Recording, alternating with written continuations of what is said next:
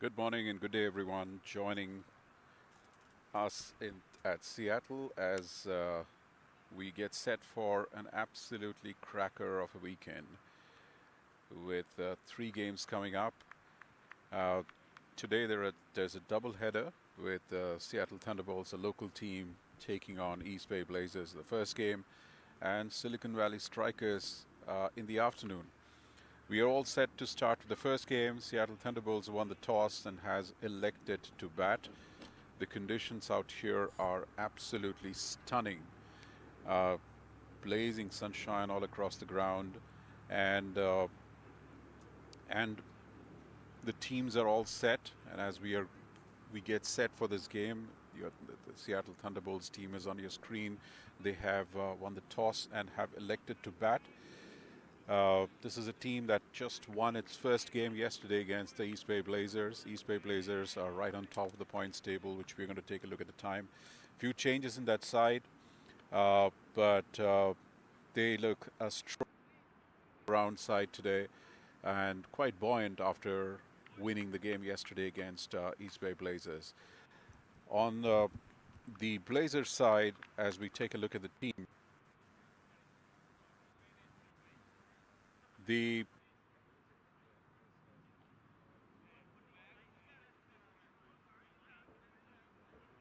two table toppers from their side, both in terms of the batting and bowling. And we're going to be keenly watching Saeed Ganesh, who's been the leading wicket taker so far across all divisions in the entire league, and we'll see how he goes out here. And just before we get started with the rest of it, here's a quick look at the points table, how we are placed. As I said, on top with 10 points, and they played 7. This is the eighth game. Seattle Thunderbolts have done well. They won one of their games last weekend, lost one. They picked up a win yesterday, which was quite handy. And this is kind of a make or break weekend for them because they're going to play 3 games, 2 today and one tomorrow.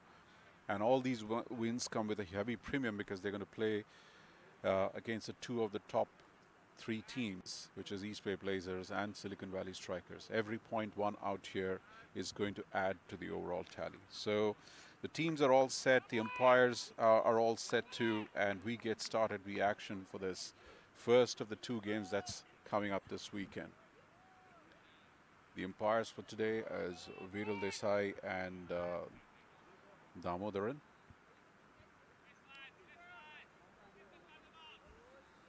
Like I said on your screen, you can see the conditions out here are absolutely fabulous for a good game of cricket. It's early morning time.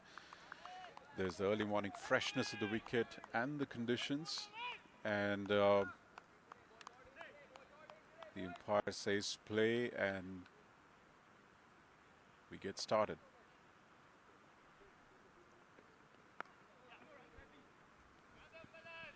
So the bowler to start the action today is Carmile Roux.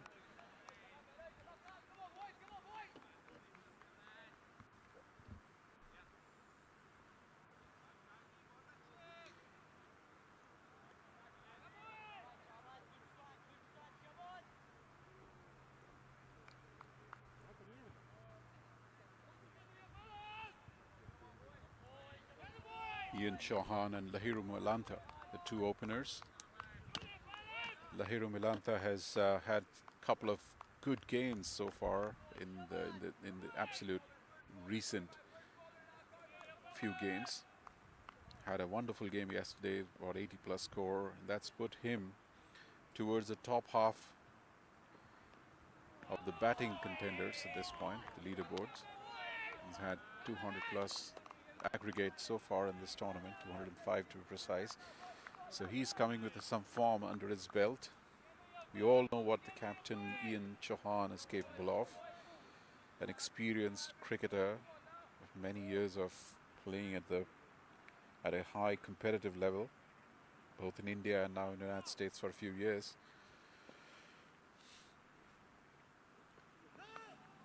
Oh, there's some bounce already on the wicket, and we saw this last weekend and yesterday too.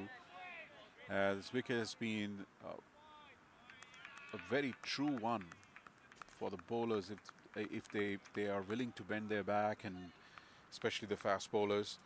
There's a lot of swing in the air because of the conditions. That's typical Seattle conditions. It stays a little cool, and that aids the swing of the ball in the air. But off the wicket, there's a lot of bounce at certain patches, and certain patches tends to be a little unpredictable, and that kind of puts a little bit of doubt in the batter's mind. In that instance, it certainly surprised the batter, and Lahiru was good at actually playing it down on the ground and not edging it to one of the closing fielders.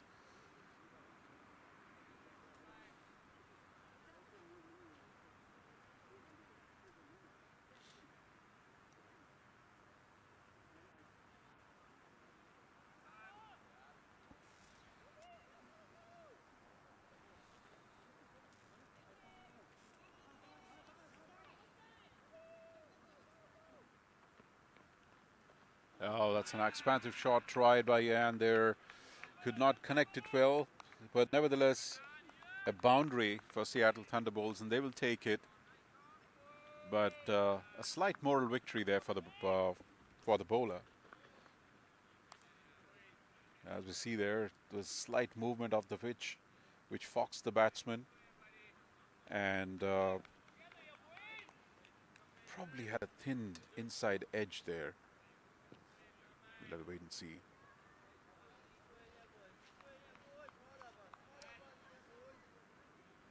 Yeah, there was a thin inside edge. This came off the bat. Could have gone anywhere.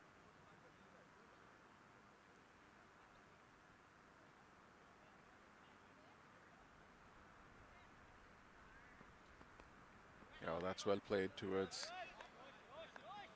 the fine leg position. Rushil Ugarkar, the fielder.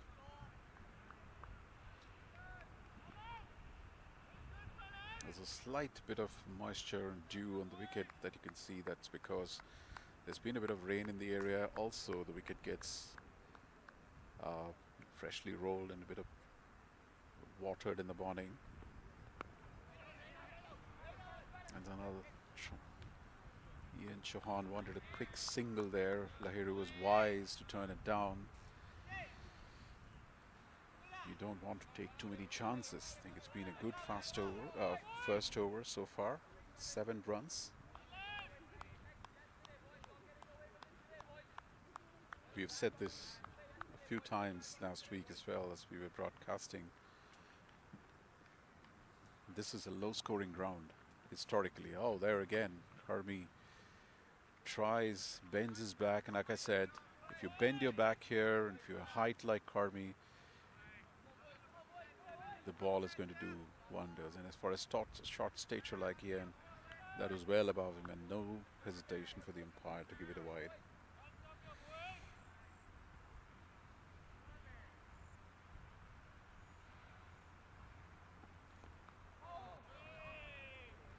A lot's happening already.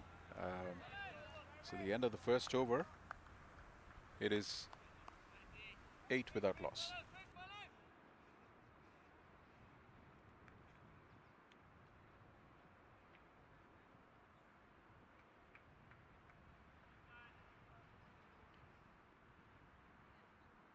How did a global retail pharmacy increase orders by 100%? How did a multinational bank build a #1 rated digital app? With people who help leading companies transform through technology. Engineer a better future. Discover how at ust.com.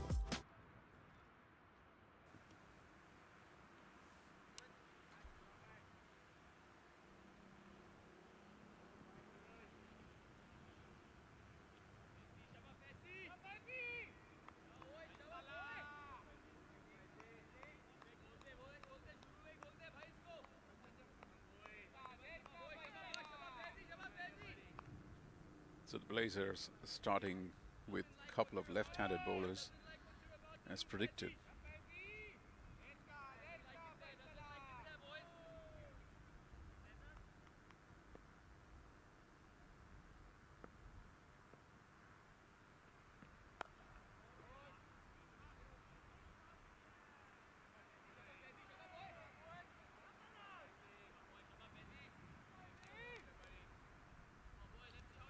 Faisal Khan of the Ahmadzai, the bowler.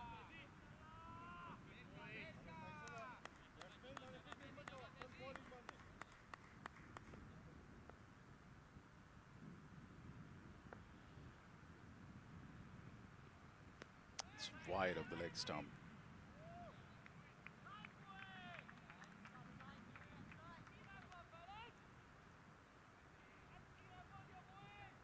There's not much of a breeze today.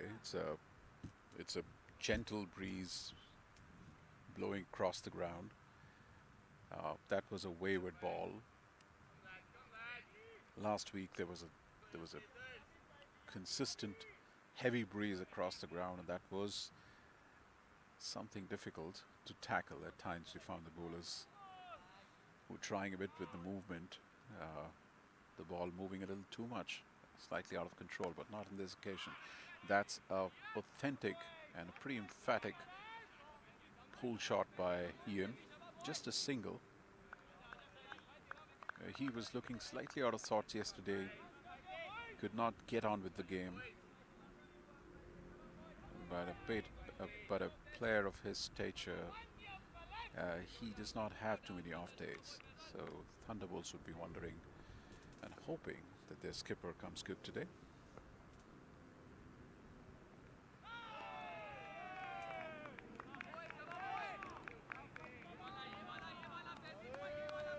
There's some excitement there for the players, Blazers players.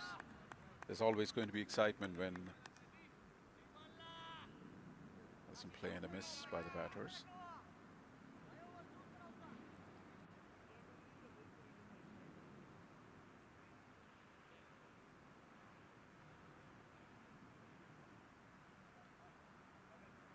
The East Bay Blazers have had a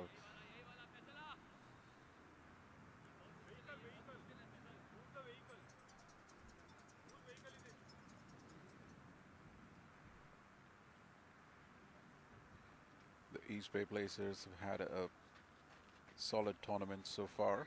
Out of their 7 games, they've won 5.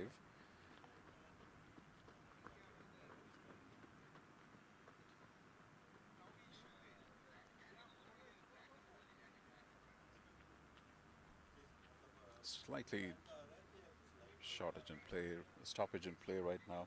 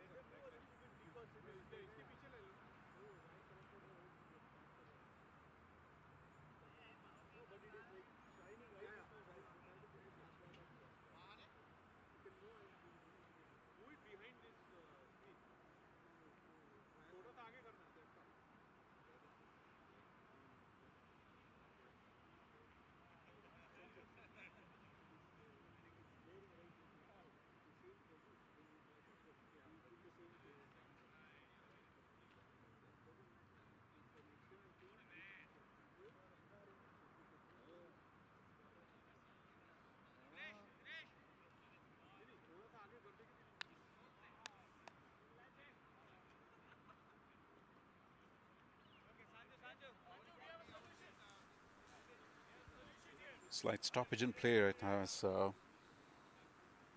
there's some disruption behind the side screen, and the officials and the ground staff working on it.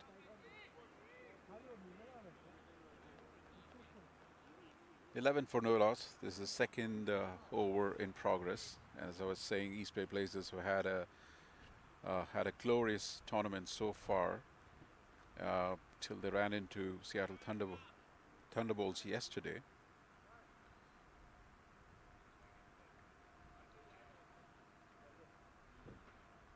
They have a very healthy net run rate, 1.75, and it did not do any good for them yesterday when they lost by quite a few margin, and that would have had a little bit of impact on their net run rate, although they still continue to lead the points table with 10 points. Oh, that's a wonderful shot by Lahiru Milanta, swiveling on his back foot and pulling it behind the square for four.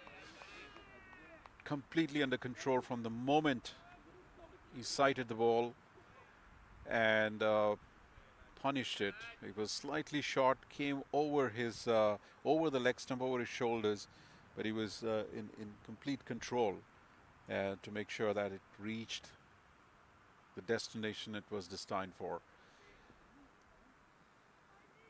Continuing the rich thread of form that he generated yesterday. Played a fabulous innings yesterday, and it continues to look in superlative touch here today.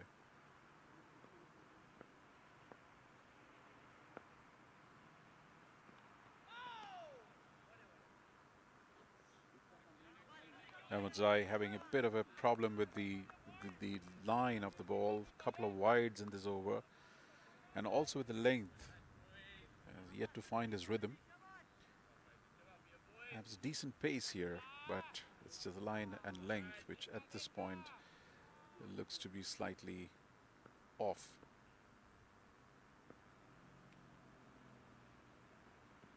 Oh, that's another shot. Pitched ball, and absolutely no hesitation from Lahiru Milanta, standing on his back foot and cutting it with disdain. It wasn't up in the air, but absolutely no one in the line of that ball. No chance there for any fielder to catch it or field it outside the cover point boundary for four. Stylish shot there. Was played in the air intentionally. The first six overs, the players, only two fielders outside the 30 yards.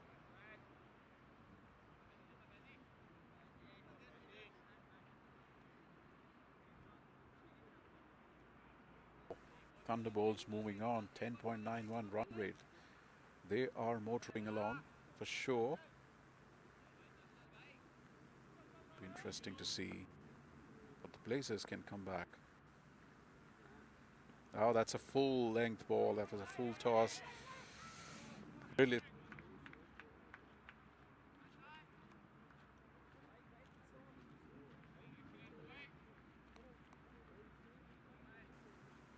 Signal the bye. And that's the end of 2 overs. It's 21 without loss.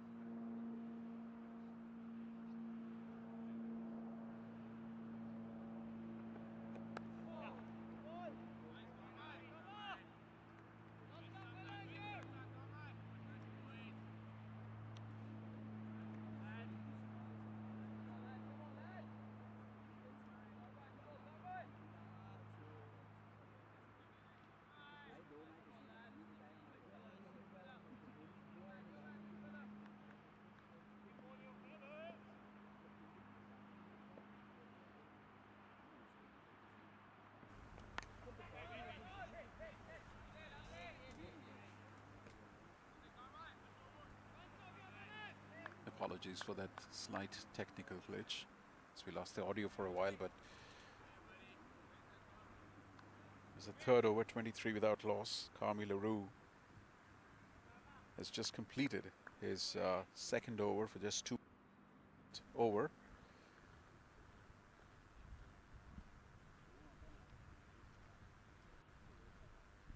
And after that, erratic over from Ahmed Zai. The Blazers bringing in a bowling change with Ugarkar coming in. And we all know, people who have followed the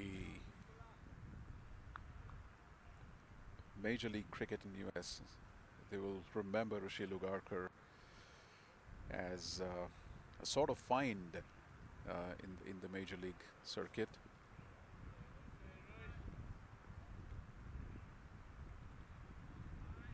It would have been a fabulous experience for him to play for MI New York and have some remarkable success there.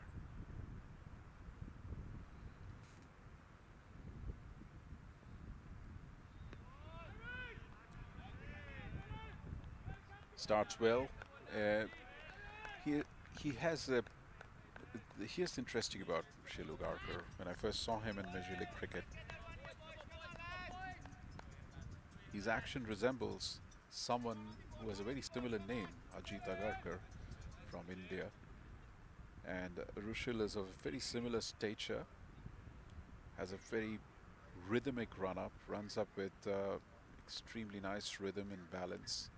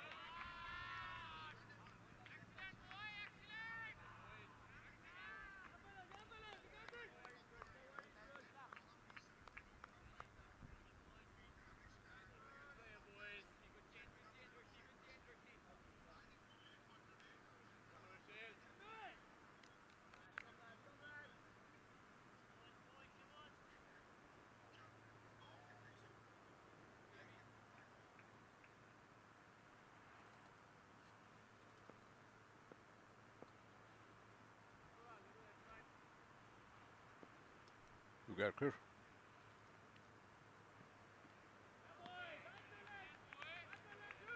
That was a fantastic shot again from that Milanta played earlier in this over for 4.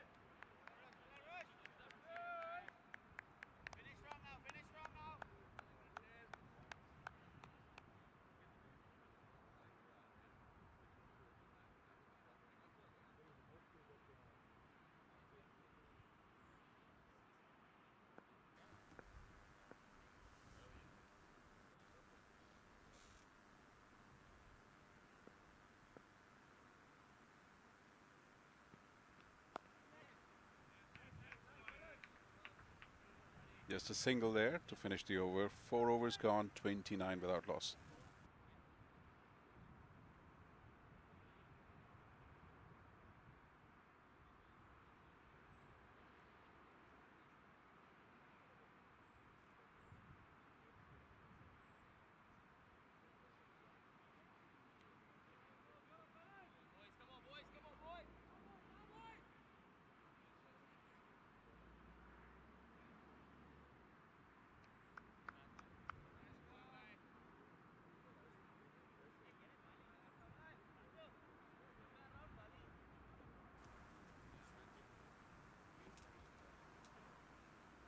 29 without loss after 4.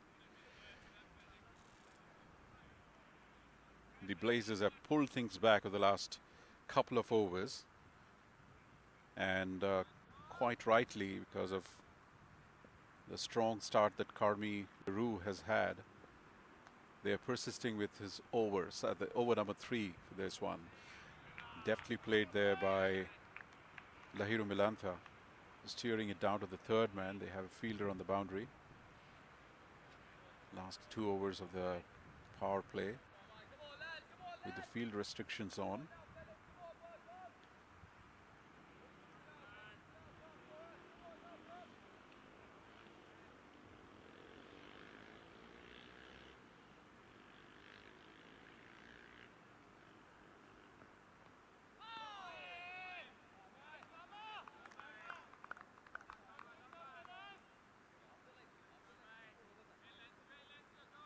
Lahiru Milantha on 16 and Ian on 8.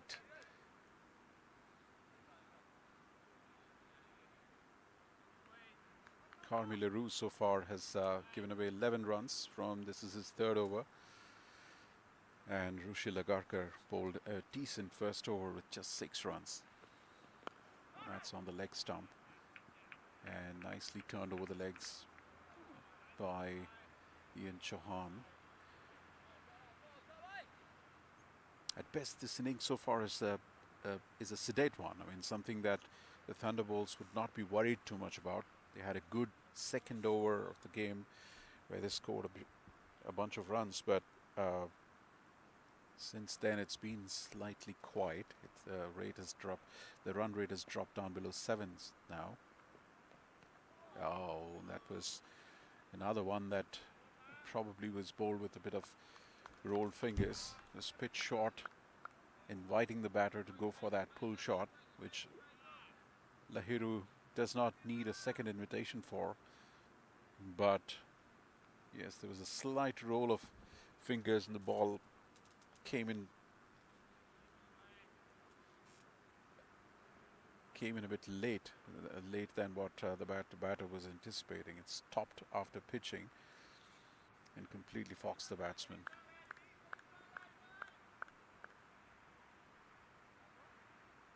That's the craft of Carmi Leroux that we have been talking about. There's a few tricks up his sleeve, and he's kind of experimenting that here.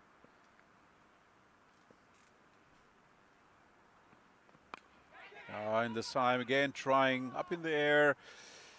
The bowler did run back in a valiant attempt to grab onto that one, but was a little too far. But once again, the length of the ball was there for a shot to be played, but there was slight variation from the bowler. Again, it stopped and came, and when the batter had committed into the shot earlier than the ball arrived, took the top edge, but no harm done. This time, absolutely no mistake there. Picked it up. It was short in length once again, outside the off stump.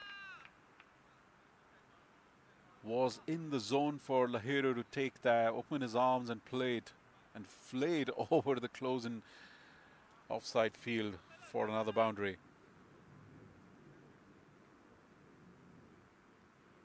It was wide outside the off stump. An absolute hit-me ball. And that's the end of the 5th over. It's 35 without loss.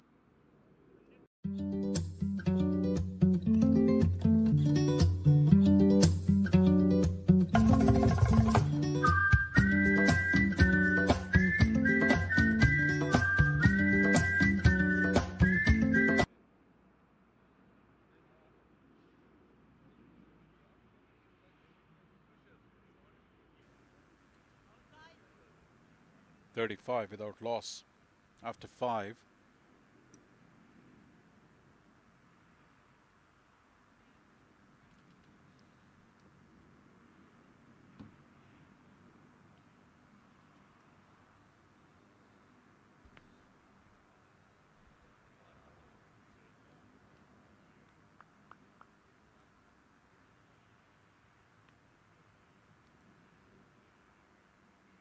Rushi Lagarkar to start the 2nd over. his second over, in fact. Once again, solid line. He's in that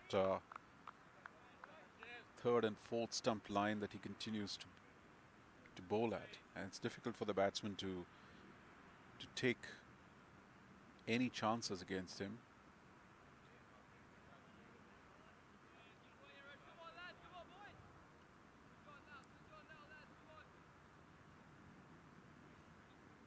Promising young lad, Rishi Lagarkar. This time there was some room given to the batsman, but Ian Chauhan, he seems to be in that slightly tricky form at this point. He's an attacking batter and plays with that kind of a mindset all the time, but it seems like in the last couple of games he's struggling to find that form, and that's impacting his confidence.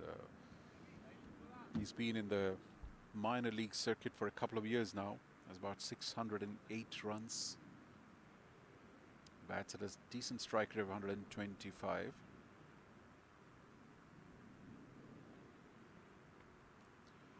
Yeah, all this time again, slightly outside the leg stump. Probably minor inquiry towards the umpire whether it was a wide, but none given.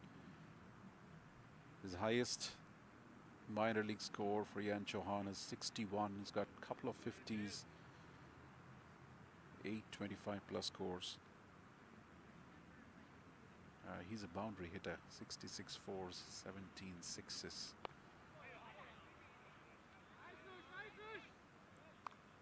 And all of this has happened in 29 games, which is a decent effort.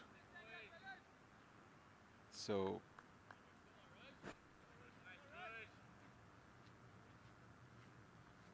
Thunderbolts would be hoping that he could potentially stay for a long time and get back that form. They're reaching that stage in the tournament where if they have a great weekend these couple of days, they may very well be in contention of moving to the next stage. Oh, that's a good ball from Rashil. Attacking one. Almost understood where the mindset of Ian is, and he bowled attacking one onto the head. On the other hand, Lahiru Milantha, he's been a seasoned campaigner for many years now in the minor league.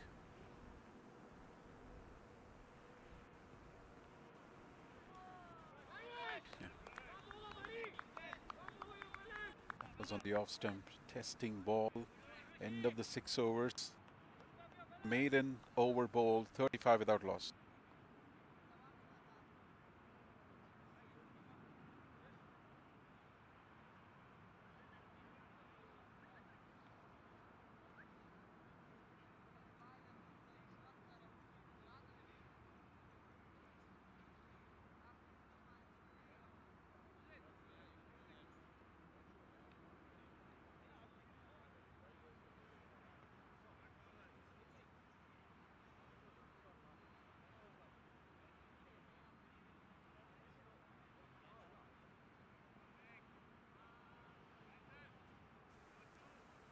What a fantastic end to the power play there for East Bay Blazers. A maiden over bowled by Rushil Ugarkar, 22-year-old bowler. He's just burst into the scene last few years, and especially his performance in the major league, that would have given his confidence a massive flip. And he's plying his trade here with supreme confidence, in that over against Ian Chauhan was a remarkable one. Every ball kind of played with the low confidence of Ian at this point, and was able to keep Thunderbolts absolutely quiet when they would be seeking some fast runs to cap out the power play. That starts the next stage of this game, which is where the middle overs come into picture. This is where we'll see a lot of slower spin bowlers come into play. And this wicket has a lot to offer for the spinners, as we have seen historically. Vikas Mohan is the new bowler.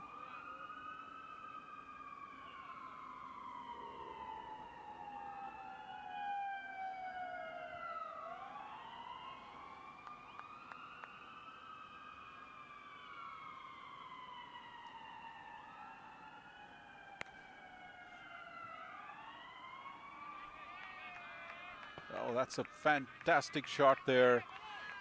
Ian Chauhan finally connecting one. That would make him feel absolutely enlivened there. It was flighted outside the off stump, inviting him. He'd kind of decided to go down the wicket. Huge six. A very welcome six after a quiet sixth over. But the good thing is that they haven't lost a wicket in the power play, and they would want to capitalize on that start.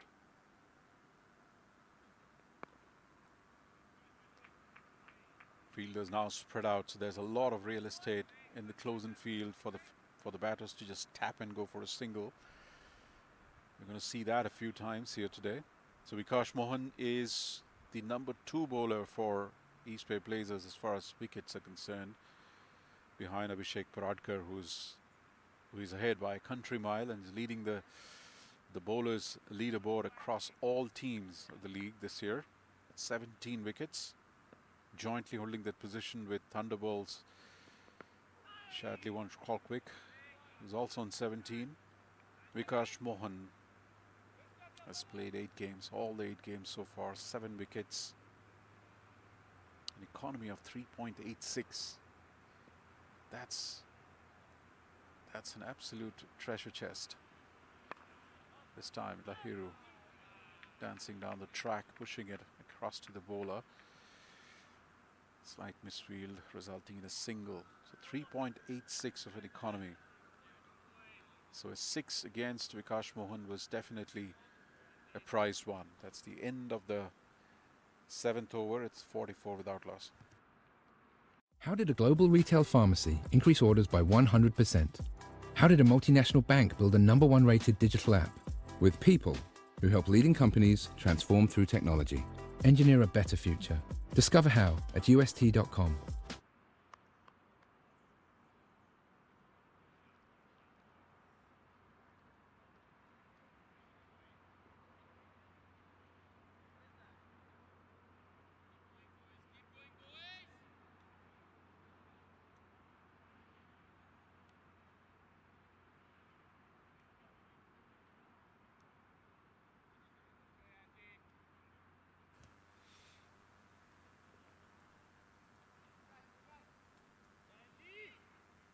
Ian Chauhan moving to 16.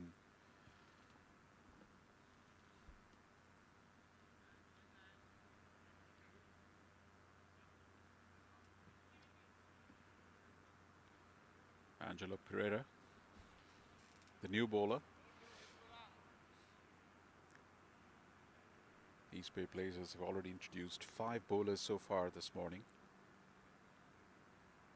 Well, they haven't let the Thunderbolts get away too far in terms of the run rate. It's just 6.29, but they would be desperately looking for a breakthrough here. Angelo Pereira has picked up 3 wickets so far in this competition this year.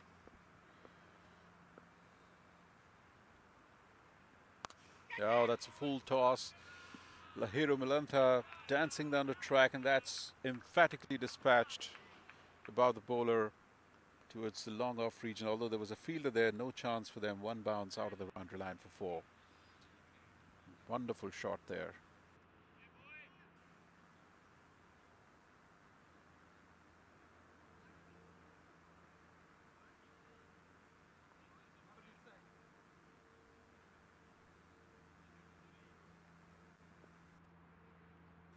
The ball's lost in the thicket as uh,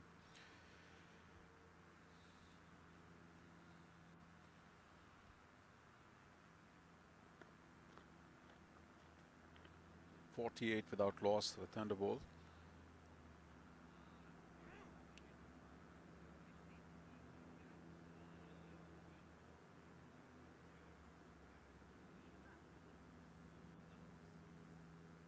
Lahiru Milantha is a very seasoned player in the minor league circuit. 1,370 runs.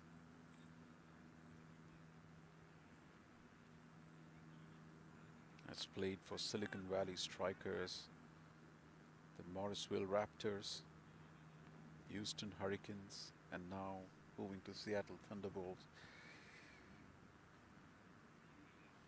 He's been all over the place. Has been an integral part of the minor league competition since the time it was started.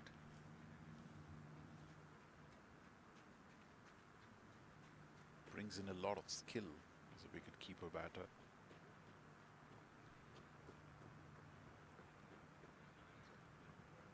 There's a temporary stoppage in the play as the ball is still lost in the thicket at Tollgate Farms. As you can see, it's a remarkable day. It's a wonderful Saturday here. Sun bathing down the mountains around. It's one of the most picturesque cricketing settings around the world, I would say.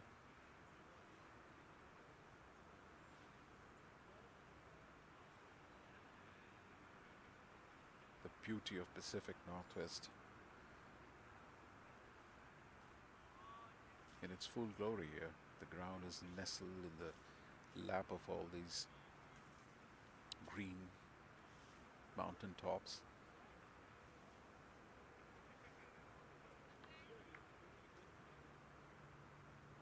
Tollgate Farm is a much sought after community center. People come in early morning just before the game started. You could see a lot of people from the community here just taking a walk, a jog. And as the day progresses, the ground gets busy with cricket tournaments, cricket matches. And when the minor leagues comes calling, this becomes the Seattle Thunderbolts' home fortress. Although over the years, it has not been the most happy hunting ground for them. But since the last couple of years, they worked very hard on the wicket, and the unpredictability that used to sort of haunt this place has gone, and it's become a very true cricketing wicket. There's something for everyone, as we're seeing here. We've seen last weekend, there's a lot for the bowlers, and we've seen yesterday and today, if the batsmen can get in, there's a lot for them to offer.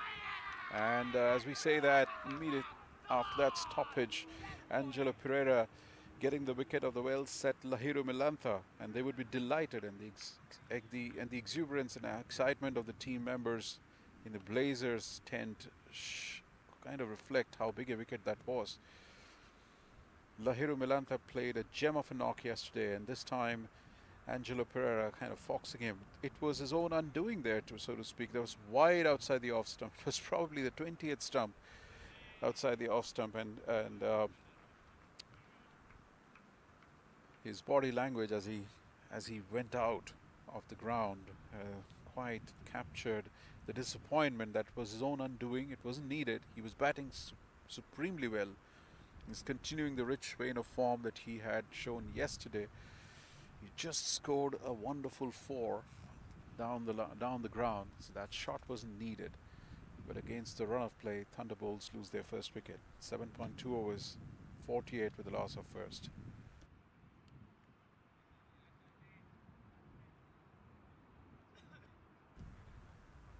That brings in Shashwat Kohli. Shashwat Kohli has been in good batting form, played some good shots. Like I said, this format of the game doesn't need tall scores, needs innings that can give the momentum, the impetus, where a player can come in and score a handful of runs and suddenly give that much deserved momentum that can take the team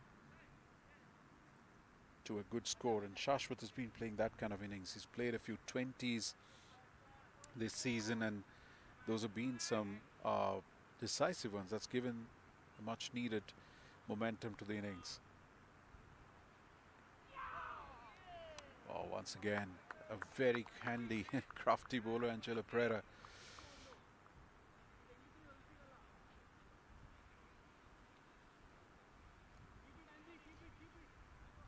His confidence would be skyrocketingly high right now after that wicket of Lahiru Milantha.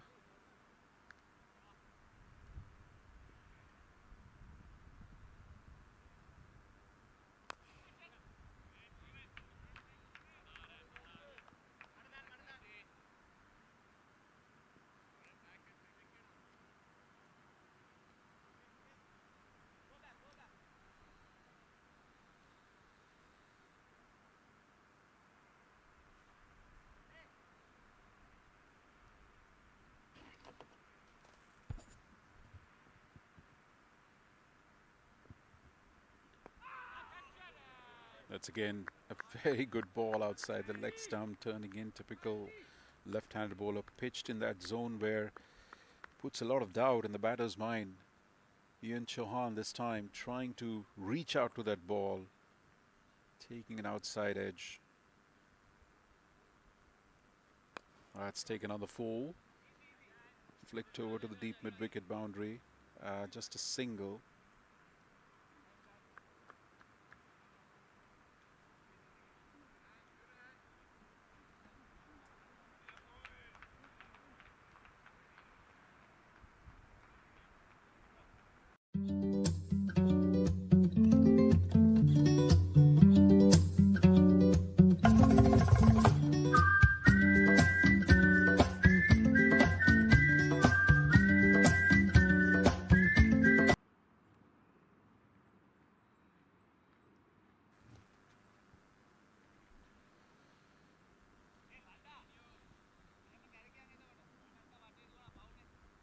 Eight overs gone, 51-50 without loss.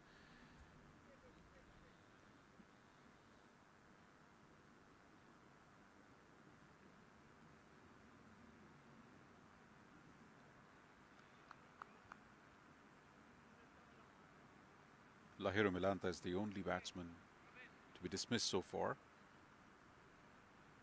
The run rate is 6.25, as you can see. There's another bowling change.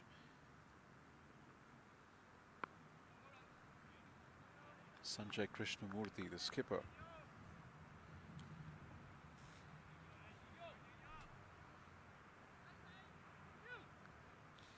There's a few spin bowlers in this rank, and they would want to be having their impact on it. And you could see there is some thought behind the field that has been placed. A couple of fielders in the square on the offside. In that point region, the gully region. Here once again inviting the batsman. A late decision by the umpire to call it wide, but wide nevertheless was a right call. Sanjay Krishnamurthy is definitely bowling to a plan here to Ian Chauhan. Probably asking him to play in the air. Slightly flight on the off stump. Huge appeal there. Umpire unmoved. That was a tight single, and those two fielders lurking on the close-in field in the offside, square on the offside. That was a quick grab and throw onto the stumps, a direct hit. They are always very close. Viral Desai, the umpire, unmoved. And clearly the replay shows the batsman was in the crease. The right decision there. The wicket-keeper continued with that grimace for a while almost. It was a close call to the naked eye, but definitely the non-striking batsman was into the crease and made his ground. The worst thing was there was an overthrow there and 2 runs. Ian Chauhan would welcome that. 53 without loss, for the loss of 1 wicket, I beg your pardon. Oh, that's a bold. Sanjay Krishnamurthy has been bowling some wily left-arm spin balls so far. That over, Ian Chauhan wasn't comfortable at all. And those two fielders certainly working on his mind as to whether should go for a shot or not. That was bowled in the right good length, and slightly uncommitted and tentative towards playing that shot. Wasn't clear in his mind whether to go forward or to back. At the end, played with a bit of a dead bat and completely beaten by the spin and the pace of the ball, losing the off stick there. And both the openers dismissed now. And the thing to worry about for Thunderbolts is that their run rate isn't going anywhere at 6.12 at this point. They would probably want to get the new batsmen, Sujit Naik, who's the new batter, and Shashwat Kohli, to spend some time, get their eye in, and get going.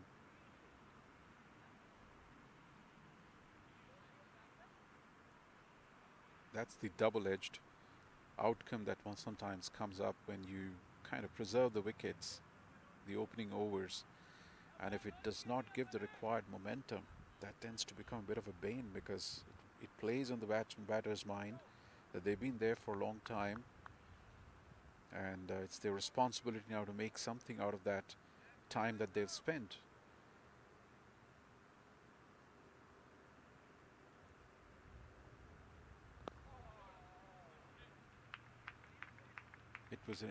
It is an incredibly wonderful over bowled by Sanjay Krishnamurthy. He's an experienced bowler. He's the captain of this team, of course, and he's brought all his experience there to put two close-in fielders in the square on the offside. Stopped a single there that Ian tried in the square of the wicket, and then bowled a remarkable ball to get the wicket. Once again tried that. This time Shashwat was swift enough to bring his bat down on time. Otherwise there would have been another damage. An eventful over, crafty over, 9 overs done, 54 for 2. How did a global retail pharmacy increase orders by 100%? How did a multinational bank build a #1 rated digital app? With people who help leading companies transform through technology.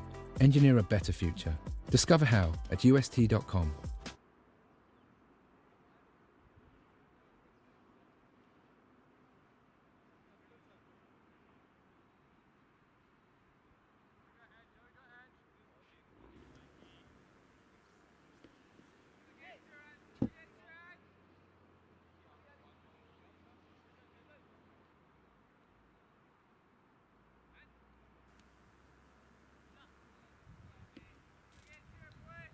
$54 for 2 after 9.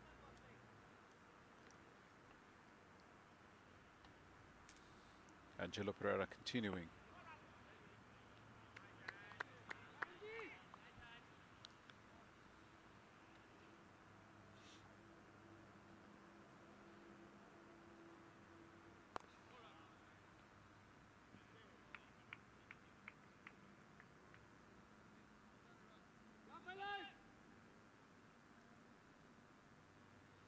It's quite interesting to know what Angelo Pereira has achieved in his career. He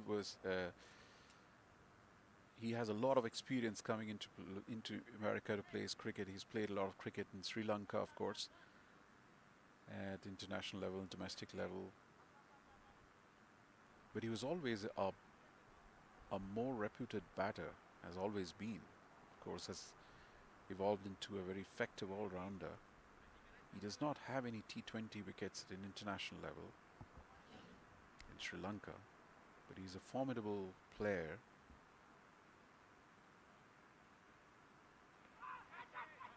With both bat and ball here in America, especially in minor league. He's at 28 wickets so far.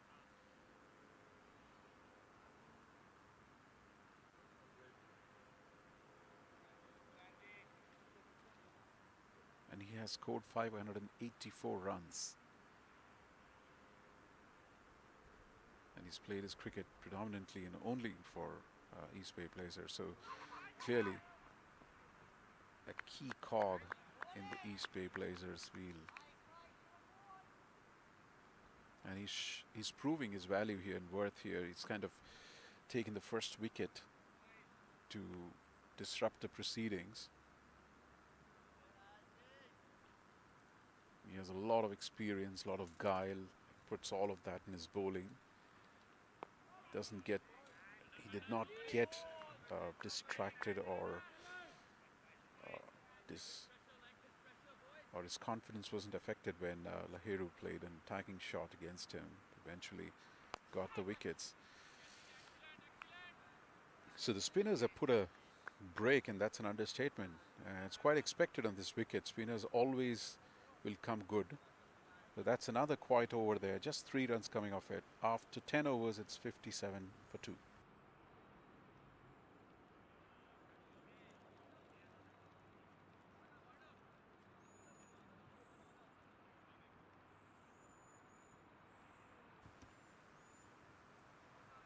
And that's the timeout, the innings break, the 10th over stage. Says the players huddle for a couple of minutes to get some refreshment and also relook at their strategy. We'll take a short break and be back shortly.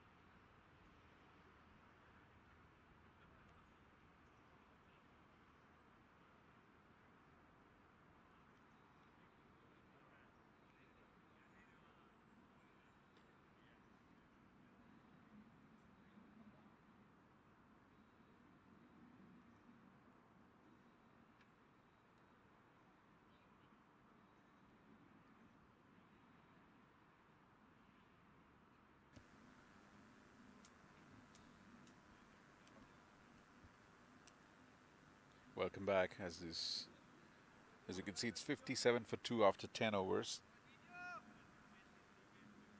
And that's a scorecard that I'm sure the Thunderbolts team would have discussed at length as to what their approach should be.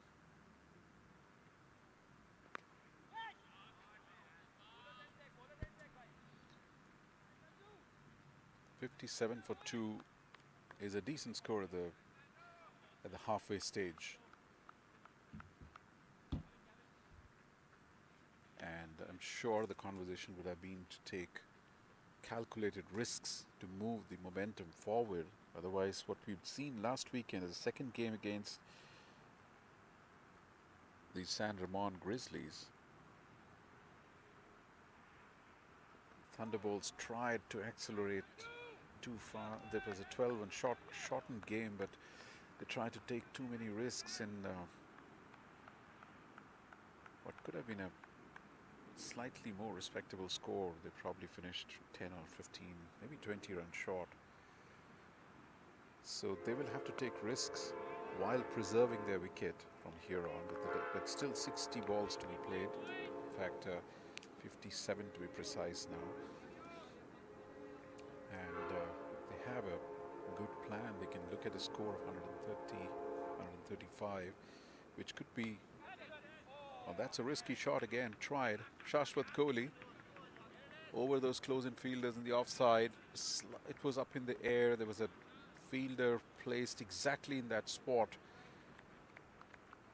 but it went above that fielder, a risk taken and the risk paying off exactly the way they would have planned it. The two fielders have been placed by Sanjay Krishnamurthy exactly in those positions, which is the point in the gully, for the batters to play that cut shot and the ball going in the air. It worked, but this time, once again, trying a sweep shot, it certainly did not come from the bat. A wide being called by the umpire. So Sanjay had a plan and the batter tried that shot, the cut shot, it went in the air.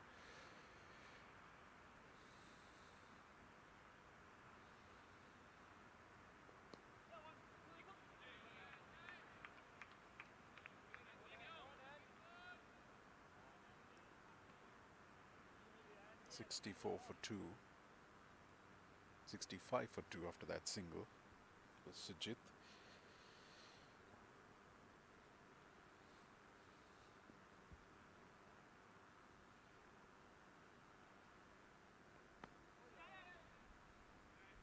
Nicely played through the offside this time. Fielder cleaning up from the cover boundary, cover point boundary. Just a single, and that's the end of the over. After 11, it's 66 for 2.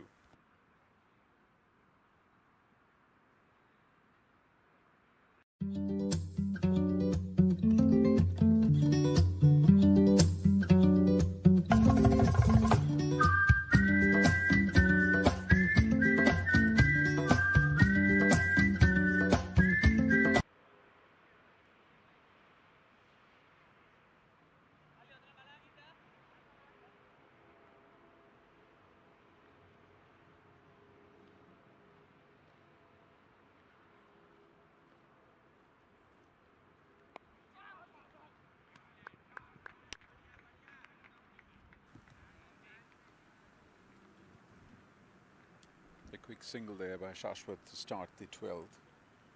67 for 2.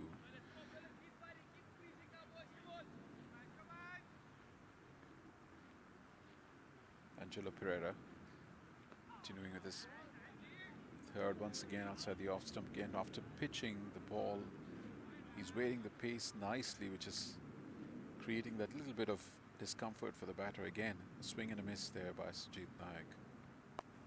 This time it's played up in the air, perilously close to the fielder in a wideish mid-off position. Falling a bit short there, a couple of runs. This is the calculated risk that we would have, that we spoke for a while.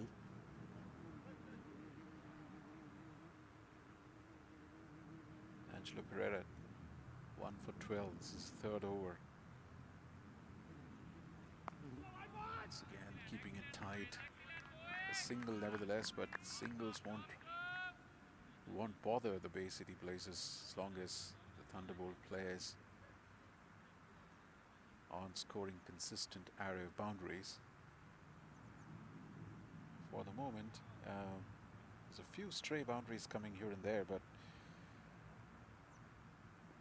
they would be looking for a few more big shots, and there's one that comes up in the air once again.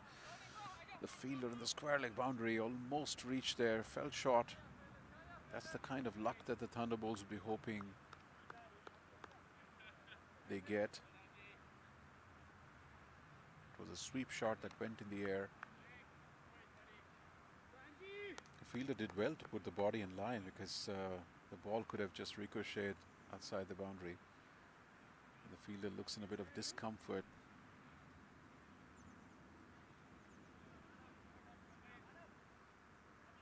It's a valiant effort. Valiant effort indeed. Saved sure shot boundary. The catch was a difficult one. It was also with the sun glaring into the eyes of the fielder. So he did well there to cover it up with the body and not letting it go beyond the boundary. Couple of runs there, Shashwat.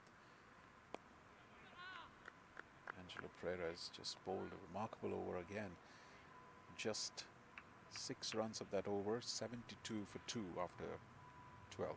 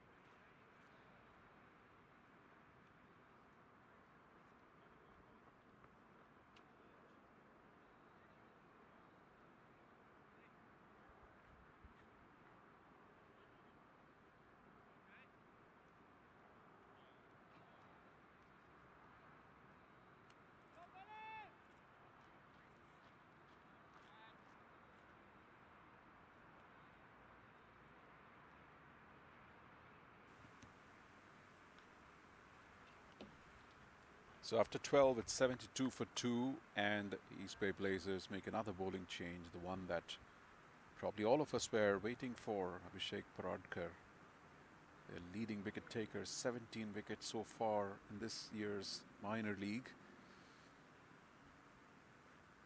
They have been using him predominantly to bowl at the death towards the end, 8 overs. And we'll probably go with this 4 overs on the trot here. It's again swift there, a single for the batters. Fielders are all spread across the field, so there's always going to be some space, vacant space for the batters to tap and run for a single. Abhishek Paradkar has 58 wickets in minor league competition. Again, has been rooted with the East Bay Blazers all along. 39 games.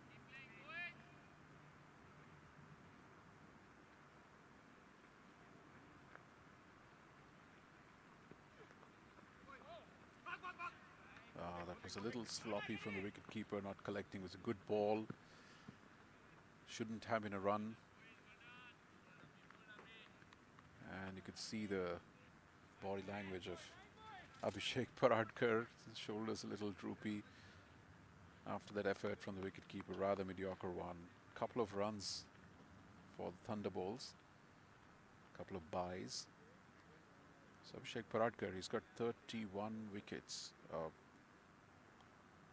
He's got 58 wickets, I beg your pardon, across minor league. Couple of times he's picked up 5 wickets in the competition. Oh, that was a nice short pitch ball. Came at a hittable height, and Shashwat Kohli kept it low, kept it down.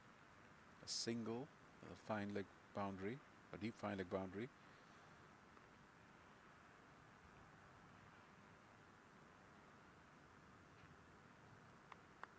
His career economy rate in minor league is about 7 for Abhishek Paradkar. So he goes for a few runs, but he's certainly a wicket taker. Someone that the Blazers have been using or depending upon to get some crucial wickets, especially towards the end of the innings.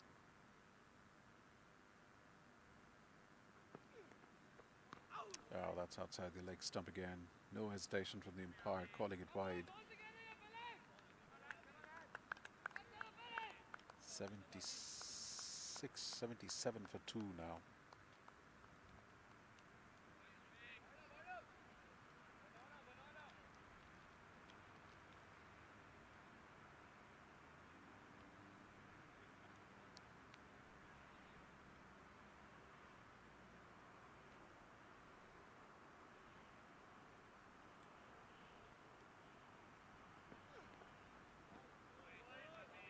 That's again slightly wide. The umpire gave it a thought. rightly called it wide.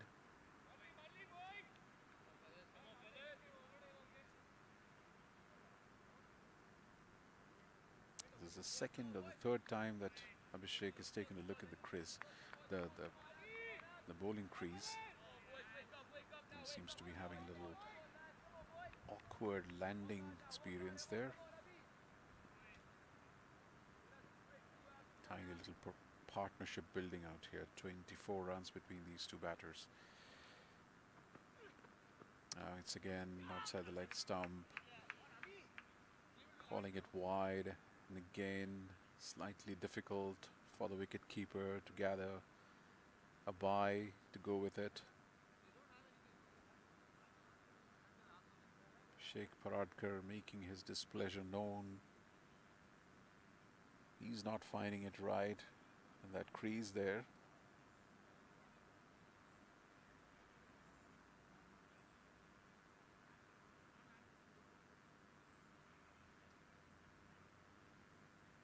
He isn't happy, and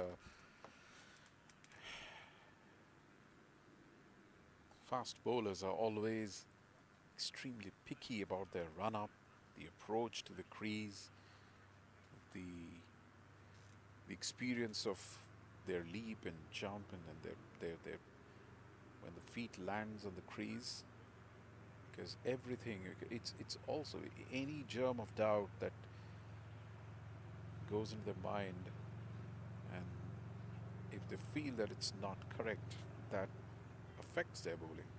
And it's clearly evident that Abhishek is, his entire focus is making sure that he's landing correctly, and that's taking his focus away from the actual delivery. And that's landing his balls in awkward zones. And he's given away a few wides, that over 3 on the trot now.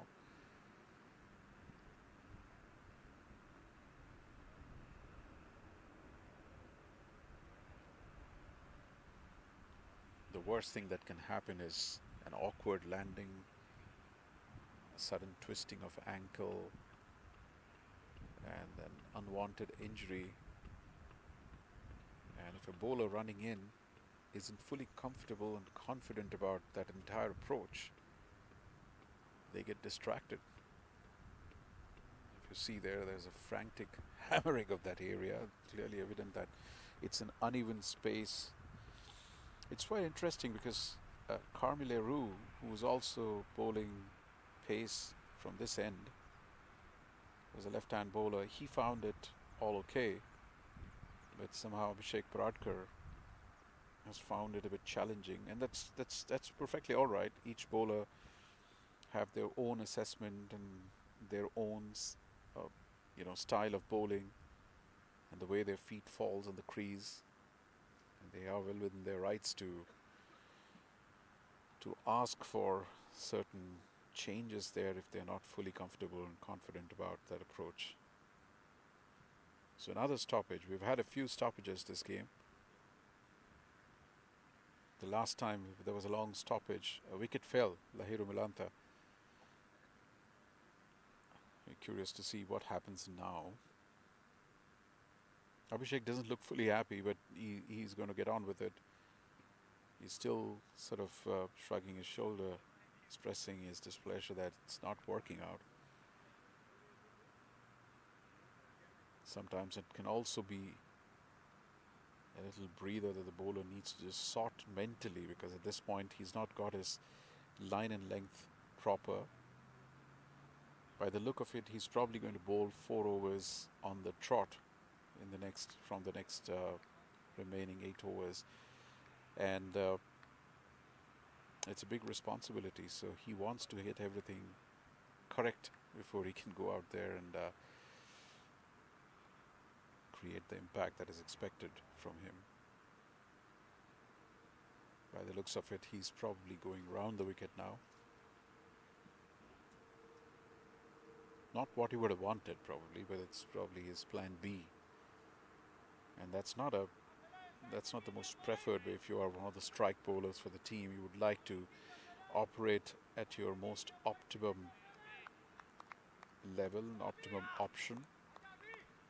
over the wicket seemed to be the optimum option that Abhishek Paradkar would have expected or hoped for. Seems like he's changing that plan to ensure that he is mentally 100% confident going into his run-up. Yeah, that seems like a much better option for him. He was able to get the ball pitch in line.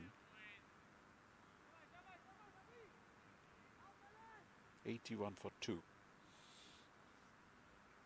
6.39 is the run rate for the Thunderbolts. They have slightly spiked it. It had fallen below 6 at one point. Wickets had fallen at that point. They probably had a couple of very quiet spin overs. Lost a couple of wickets too. This played in the air by Sujit. The fielder is the long off boundary. And by the time they've come back, by the time it's a fielder, they've come back for 2 runs. And this time the non-striker Shashwat, after completing his second, it ran too far away. There was an opportunity for an overthrow. So Sujit wasn't happy about it because every run counts here. They've not gone too far away with their run rate. So, and the boundaries aren't coming, so every 2s and 3s would matter here. And the field is so widely placed that any ricochet or spill would warrant for an overthrow. Opportunity missed.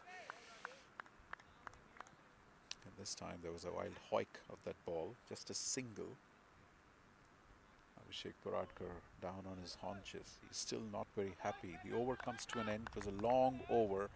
After 13, it's 84 for 2.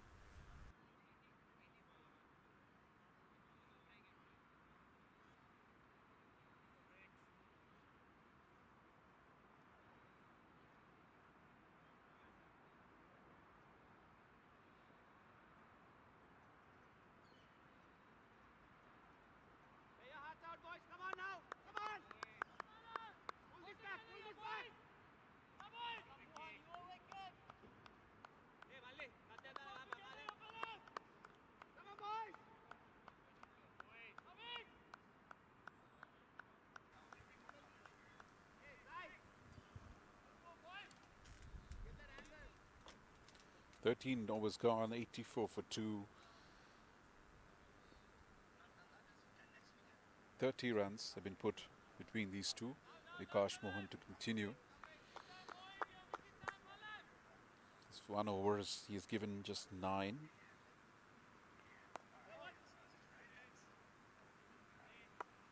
A quiet little dab played in the offside just for a single there. So a tiny little partnership now blossoming into something good here. 7 more overs to go, 6.5 to be very precise. And the Seattle Thunderbolts would be hoping to accelerate a bit more.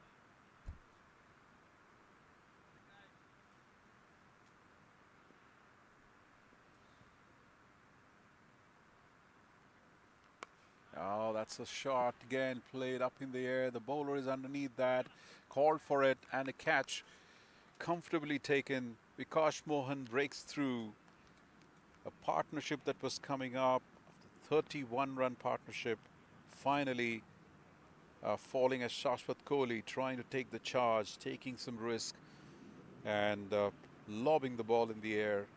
The ball was there for the shot to be taken, but it did not come at the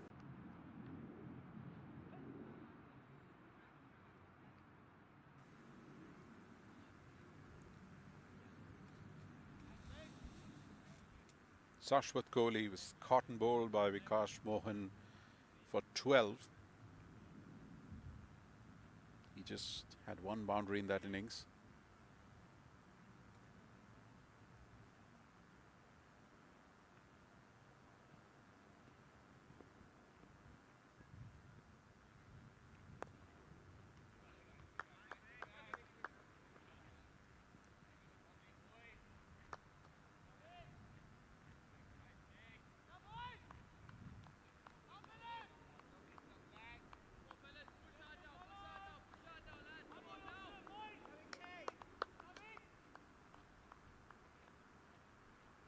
It's about 183 runs. So, intention of sending him ahead of the likes of Shatley or Shortwick is to probably have him take the long handle a bit and put some impetus into this innings. So that's the end of the 14th over, 89 for 3.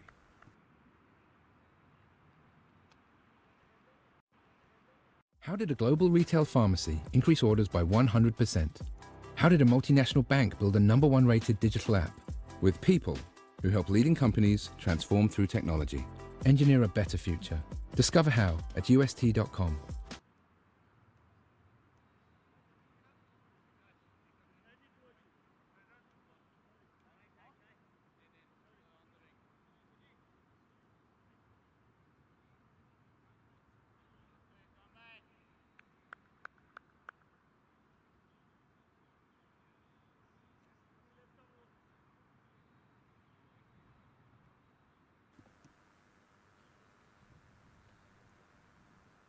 Carmela Rue comes back into the attack.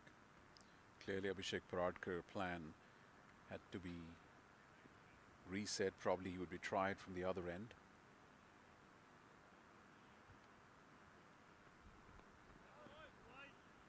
Wide ball to start Carmi. He doesn't look too worried about the run up there. So I was talking about the spinners and their impact so far. They have bowled 7 overs between Vikash Mohan, Angelo Pereira and Sanjay Krishnamurthy. They bowled 7 overs for 42 runs and 3 wickets. That's a remarkable impact in the scheme of things. They haven't they have bowled to the run rate so far. The Seattle Thunderbolts run rate is 6.35, so they've bowled it below that run rate. They picked up 3 wickets, the only 3 wickets to have fallen. So they have had a defining impact. They've not just restricted the scoring, they have bowled precious 7 overs, which is 50% of the overs bowled so far. And we might see a few more of spin which might come. That was an emphatic shot, right, stopped on the boundary line. Just a single. The score trickles over to 90 for 3.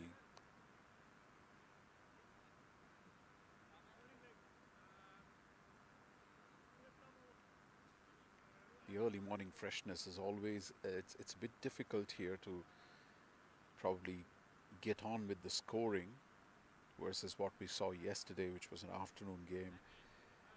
The batsmen probably found it a little better and easier to score runs a little more freely. At 150 plus score, which is a giant score on this ground. Anything above 130 is a very competitive total for a ground like this, where spinners always are going to have a massive impact, and Thunderbolts have a few very useful spinners, apart from having some good fast bowlers as well. That was a good York length ball, and Sharma playing it, Shivam Sharma playing it watchfully.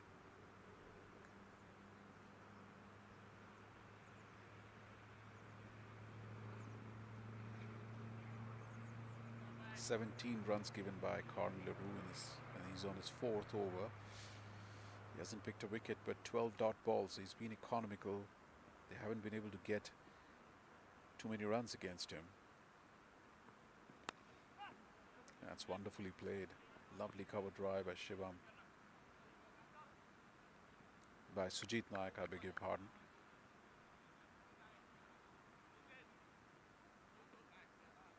The lazy elegance of left-handers is a thing of high conversation always in the cricketing circles. We've had some legendary left-handers over the years who have been an absolute treat to the eyes. One of the better sights in cricket is when a left-hander tries a cover drive, and in that instance Sujit did so. Outside the off stump asking a question.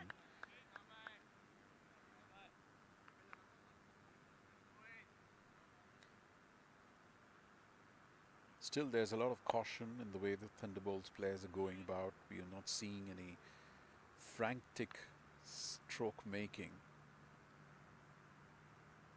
They probably want to give the charge in the last 4 overs or so. Yeah, this time very well played. Nicely bisected the fielders between the the short third man and the wide third man boundary for a four. Much needed one. Wonderful shot by Shivam Sharma. And that's the end of the over. After 15, it's 97 for 3.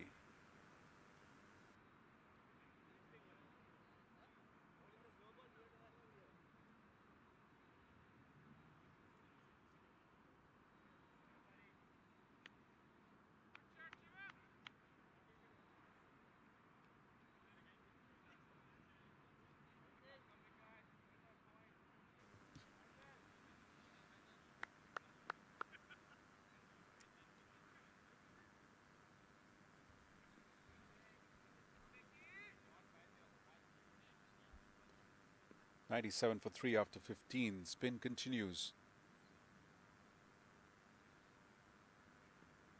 Excellent shot by Shivam Sharma to end that previous over. The right arm off spin of Vikash Mohan continues. Successful over the previous one. 2 overs, 14 runs for Vikash. Kamilaroo completed his 4 overs for 24 runs without a wicket.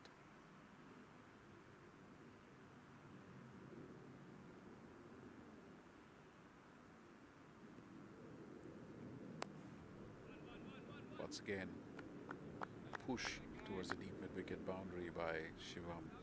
A single. The pick of the bowler so far has been Rushil Ugarkar. 2 overs for 9. 2 overs for 6. 9 dot balls. Certainly see him back in the attack at some point. That's comfortably played towards mid-wicket fence by Sujit for a single, and that brings up the 100 for Seattle Thunderbolts. 100 coming up in 15.3 overs. The rate is at 6.45. That would be their first milestone that they would have wanted to cover, getting 100 with some balls to spare. That they can go on a little bit of an overdrive from here. They have some solid attacking talent, batting talent in the 10th, waiting to come. Besides the 2 that's already in the middle.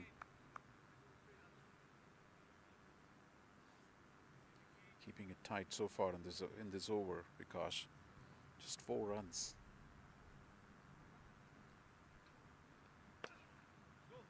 Once again, the ball pitching some bounce there. Standing up, not the best fielding there on the boundary.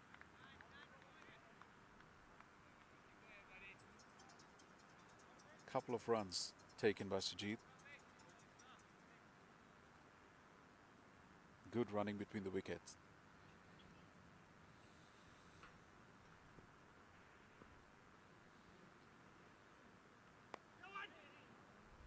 Once again, pushed in the boundary there.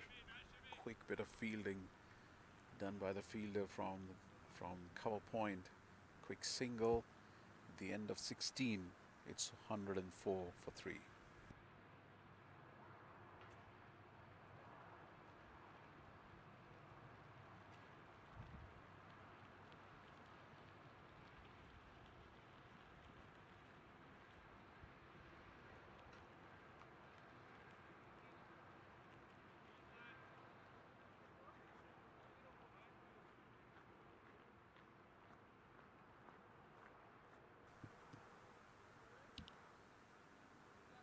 So 16 overs have been bowled, and if you look at that, that's the bowling card there.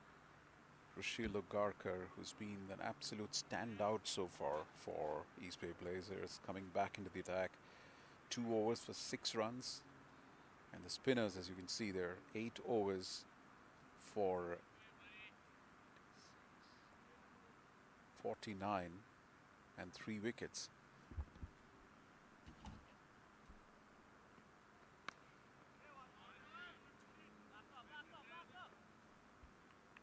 Rushil Ugarkar starts the over with a single taken from his first ball. Lovely balanced run up that he's got. Promising youngster, long future ahead for him.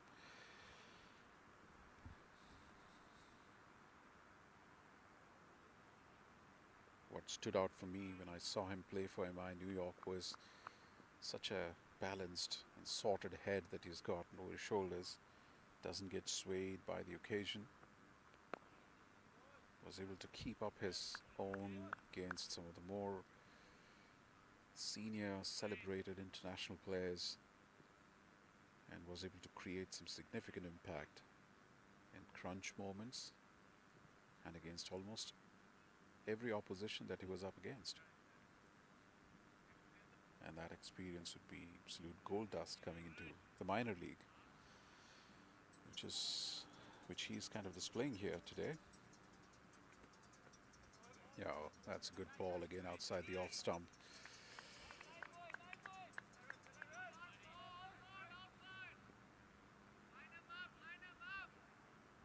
He's short in stature in terms of his height and build, but a batsman can misjudge that their own peril, because he generates bounce, he's got pace, he's got a pretty impactful Yorker, and he certainly varies his pace as well, like he did in that at that time, rolling his fingers and bowling a heavy ball there.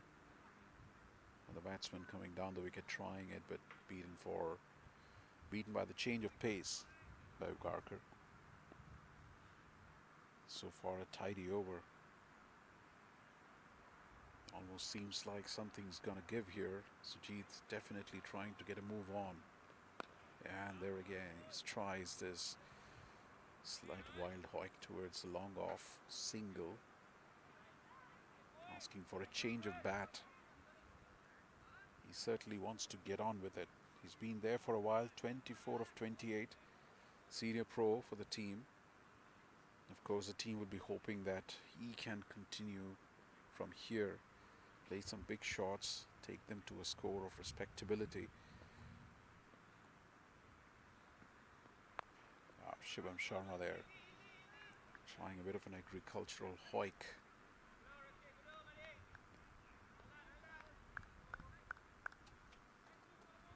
Not going to the direction that he intended. 17 overs done, wonderful over, just 4 runs off it, 108 for 3.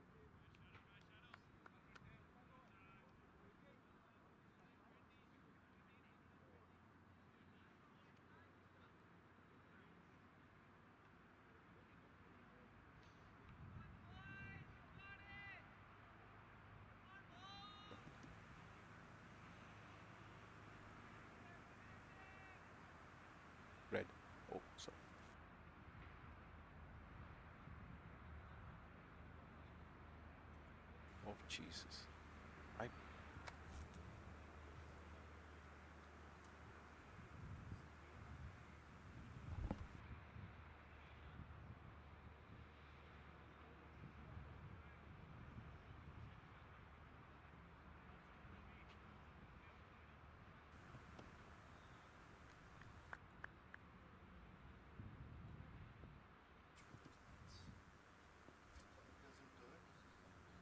120 for 4 after 18.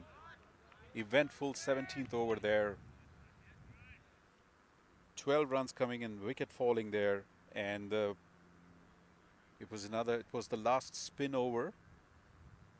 So obviously the Thunderbolts went after everything in that over.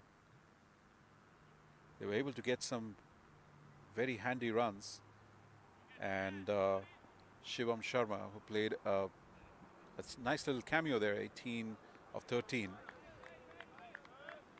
perished while going for another big one. That brought Shadley to the crease, and he's started with an adventurous sort of switch hit, couple of runs, 120 for 4.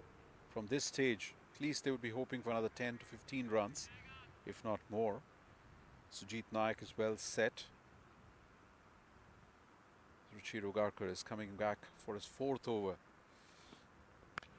And that's played up in the air. Huge shot. The long on fielder coming underneath it, and it's a safe catch taken. Another wicket falls, and the first one in the game to be taken by a fast bowler. And it's that man, Ruchi Rogarkar. He's been solid so far. 4th over, 10 runs given only, and he picks up a wicket. A very good wicket of Sujit Naik. Thunderbolts losing a bit of direction, losing a couple of wickets in the last few balls. 120 for 4 now. What a wonderful job the spinners have done so far. 9 overs, 49 runs, and 4 wickets.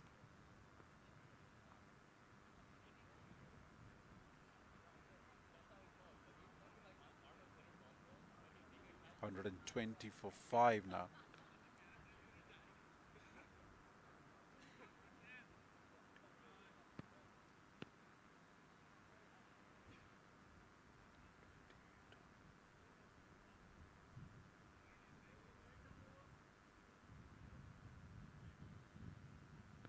Nine overs, 51 runs, and 4 wickets. That's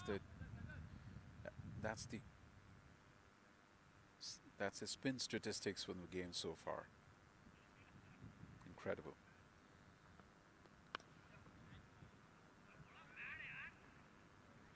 Matt Henning is the new batter. He can strike a long ball for sure. Both of these players. Shadley won't score quick. He has a reputation playing big shots. And Matt Henning, he can strike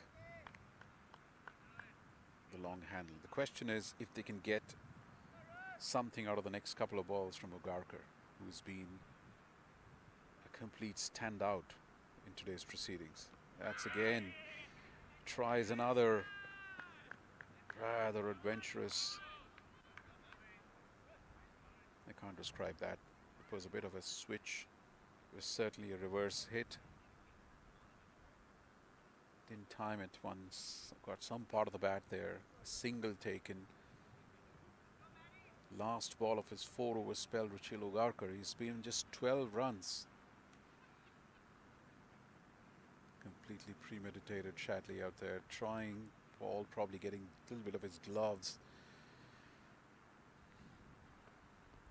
Matt tried it. That was a slow ball bowled by Ruchi Rogarkar. What a wonderful spell. 4 overs, 12 runs, 1 wicket. Take a bow, the young man. What a fantastic spell in the scheme of things. How crucial would that be? At the end of 19 overs now, it is 122 for 5.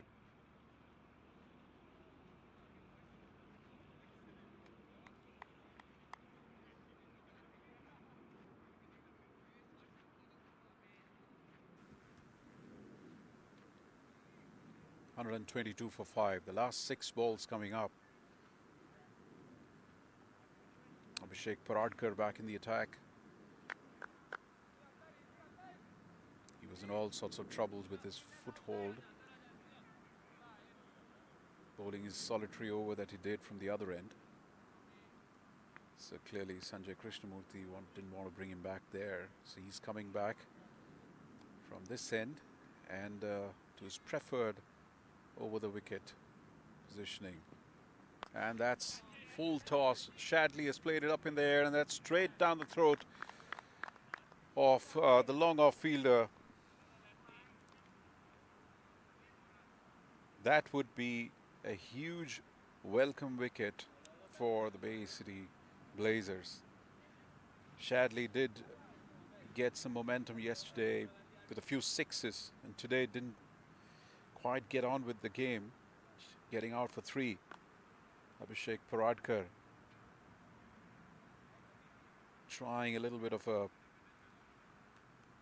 back of the hand kind of a slow ball there. It looped up as a full toss, but nowhere close to timing that shot. The ball spooned up and a comfortable catch on the long off fence.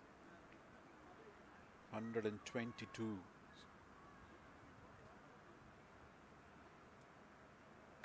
The Thunderbolts.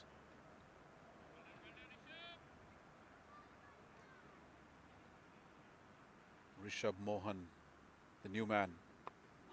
Oh, that was a fantastic Yorker by Abhishek. Absolutely no clue there. Somehow dug it out. Bay City Blazers would be extremely happy with the way they have kept this run rate of this innings pegged in that 6.2 to 6.4 range all throughout. It was just briefly in after that second over of the match that it had ballooned up to somewhere around 8, 8.5, but since then they have done extremely well bringing it back.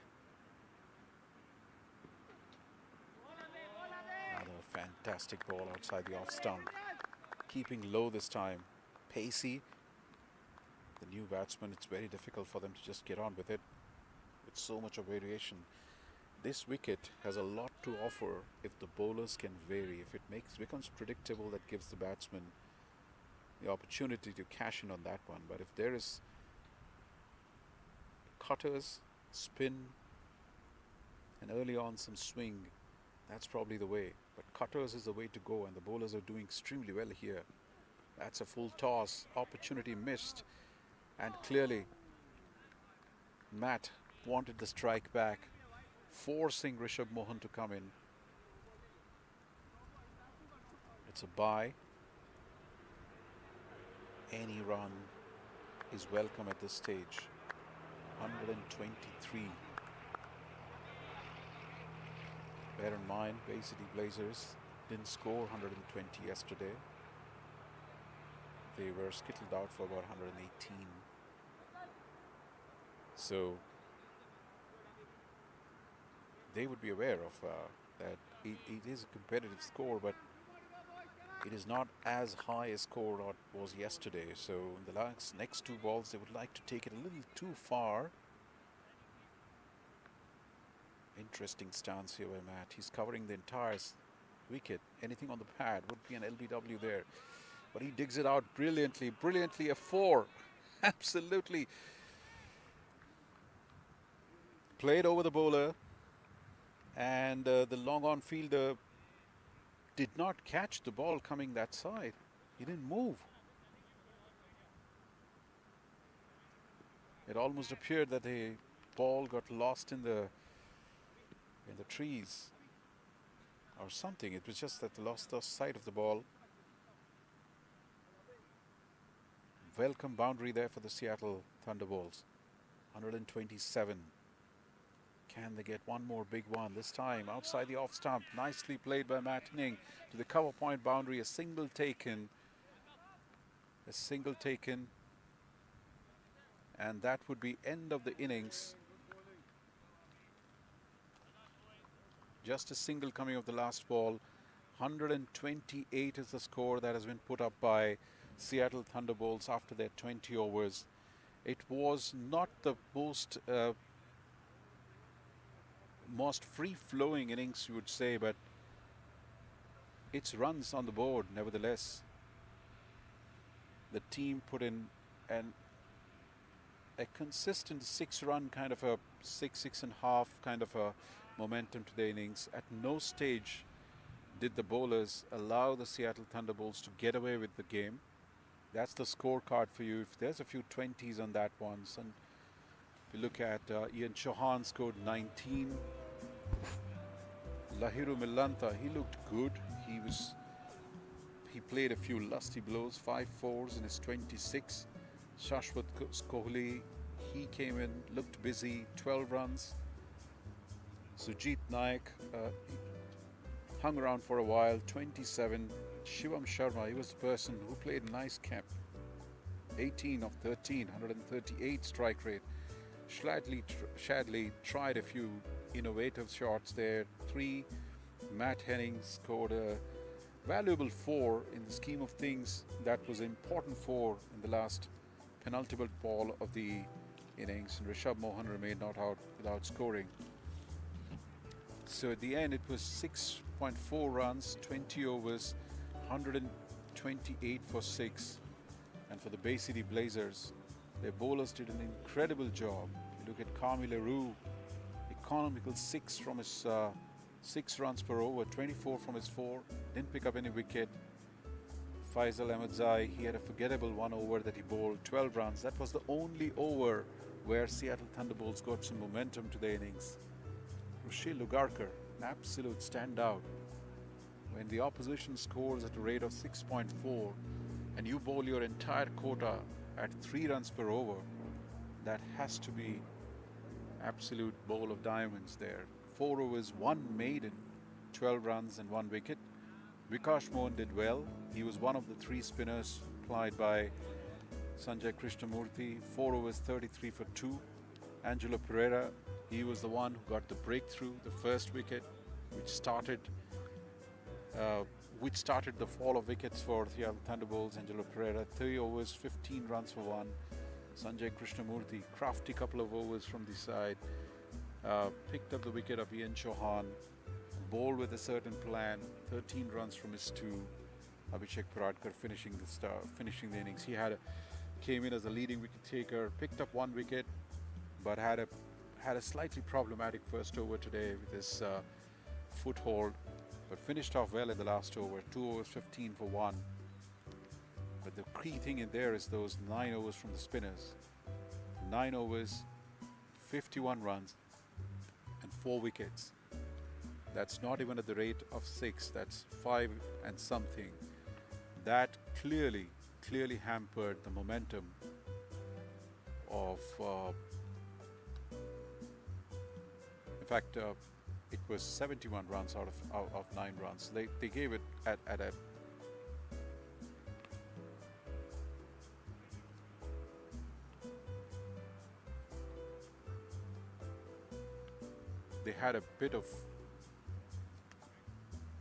they gave it about 7 runs per over or something, and they took 4 wickets. The spinners had a good impact on this game. It was only in the last over of Vikash Mohan that they could get some runs, about 12 runs, but on the other overs they were vastly under control. So at the halfway mark here, the story is that Seattle Thunderbolts have 129 runs on the board, and they have put a target of 129 for the Bay City Blazers here. Once again, just to remind everyone, the points table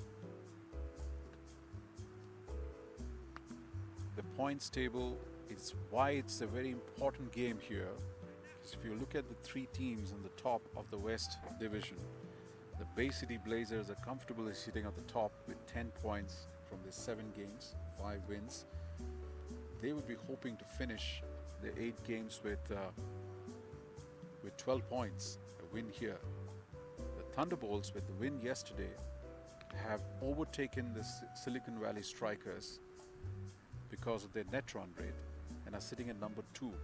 And a win here would bring them at par with the top team, with two more games to come up, which is one of them coming later in the day today.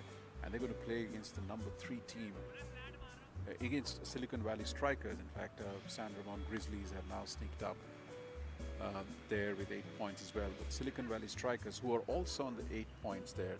So a lot to play for. This particular points table is wide open right now, that who are going to be the teams who are going to make it to the next stage. So this is going to be one of those make or break weekends, and we're already halfway through the first of 3 games scheduled for today and tomorrow. And we're going to take a short break and come back, because the response from here on would be very interesting to see. We know that Seattle Thunderbolts have some very crafty bowlers, especially their spin department and also their pacers. They know the conditions very well. They've had a good record so far this year. They've played 3 games in this ground, won 2 of them, and they would like to keep that record of the winning percentage at a higher rate and as they come back. So we'll catch up once the action begins again. We'll take a short break and back soon. Thank you.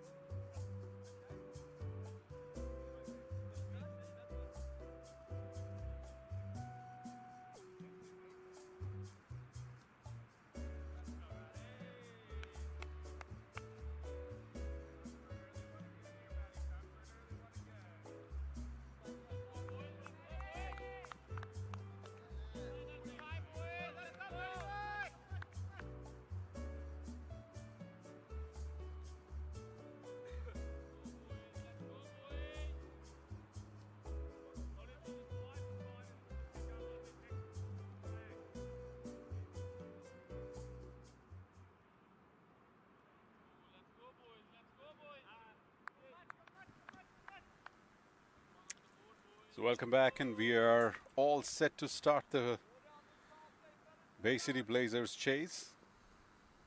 129 is what they are looking to get out here to win this game. Matt Henning to start proceedings for Thunderbolts.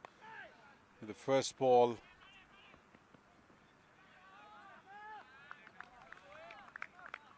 And that's they're off the mark. It's a single to start the proceedings of the very first ball.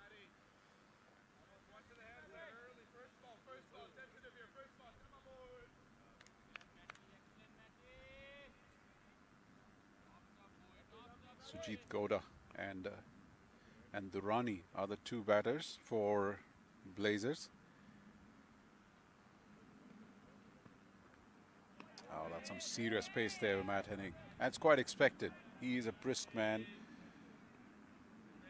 The Australian brings in tremendous amount of energy in his bowling. And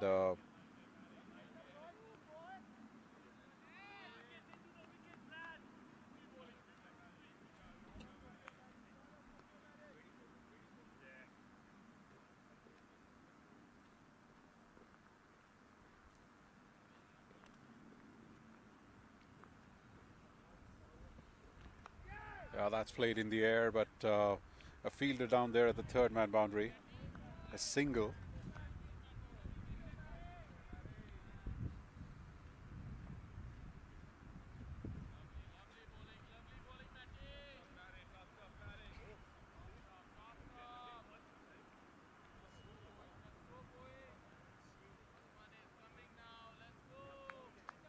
Hizbullah Durrani.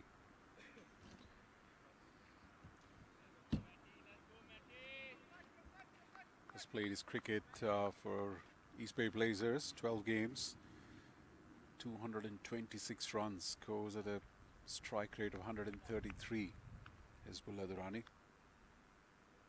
He's got 425 plus scores. So packs some punch there. Sujit Goda, he's an experienced batter. Turns that deftly. And that's the first boundary coming in. Already in. Very well played by Sujit Goda. And people who have been following minor league cricket for all the seasons that has been in existence, Sujit Goda has been a standard fixture for Bay City Blazers. 64 matches, and he scored 1,000. He scored 1,848 runs, 1,848 runs, 131 strike rate. A seasoned batter.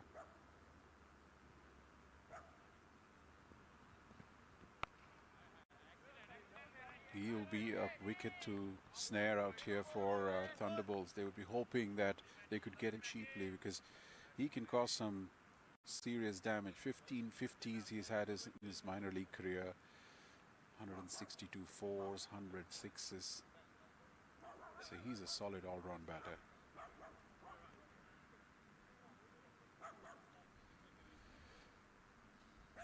Seven without loss. The required run rate is 6.37. There's some pace in there, and the pace is sometimes can be a good aid for the batters to just use the bowler's pace for some boundary. That's the end of the first over, 7 without loss.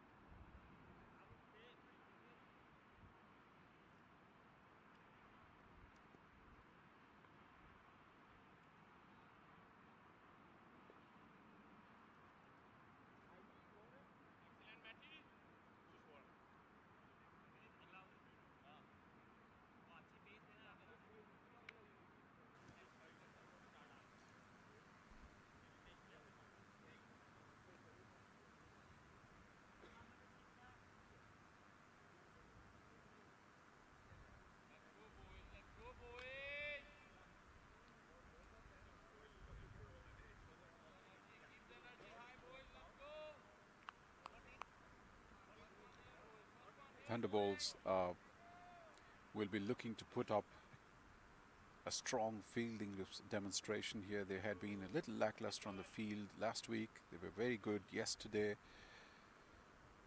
Shadley won Squawk gets the first with his first over. He's had a great season so far, Shadley. Barring one game, he's been able to pick up a wicket almost every time that he's started to bowl in the very first over. He did so yesterday too, and it would be interesting to see if he can do one here as well.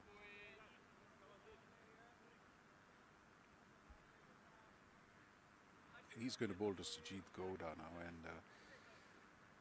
they would be delighted if they can pick up a wicket, the wicket of Sujit Gowda now.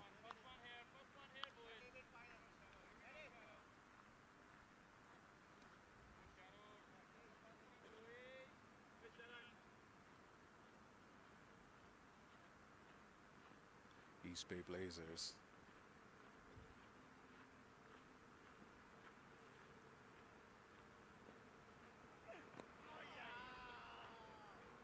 They have a few batters on the batting leaderboard.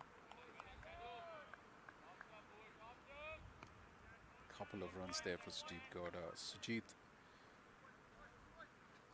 has 178 runs so far coming into this game, and he's the number 2 highest scorer for East Bay Blazers. And there are a few batters who've been batting very well. Saideep Ganesh, the wicket keeper, he's 268. He's leading run scorer across. He's the leading run scorer for East Bay Blazers for sure. And he's the number 2 behind the mighty Aaron Johnson, who we saw on display last week. Aaron Johnson is leading run scorer for minor league across all teams with 324, and Saideep Ganesh is right behind him with 268.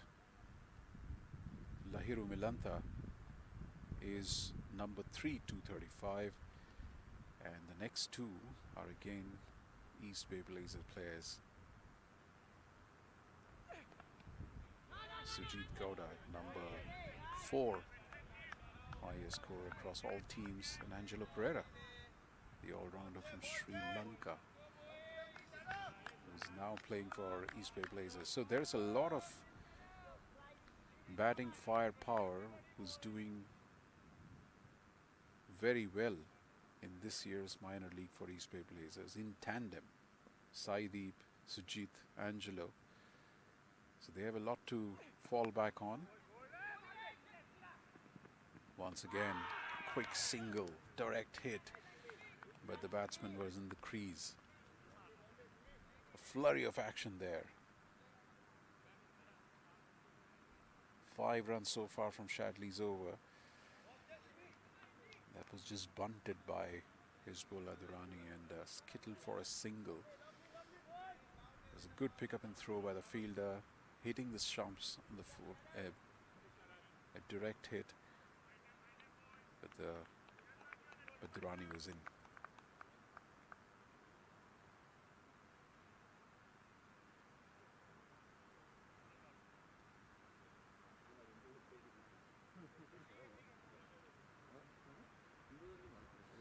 Twelve without loss. Slightly stoppage in play here.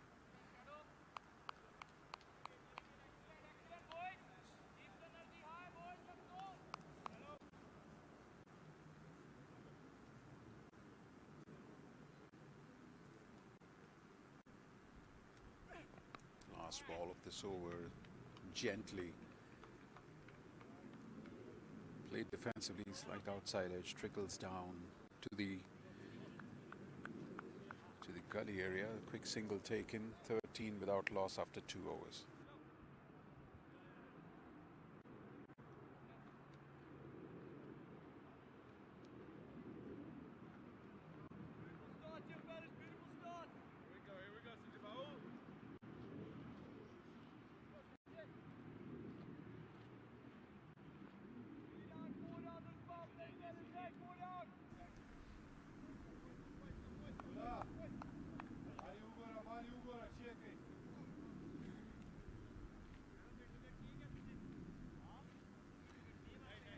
13 from the first 2 overs, and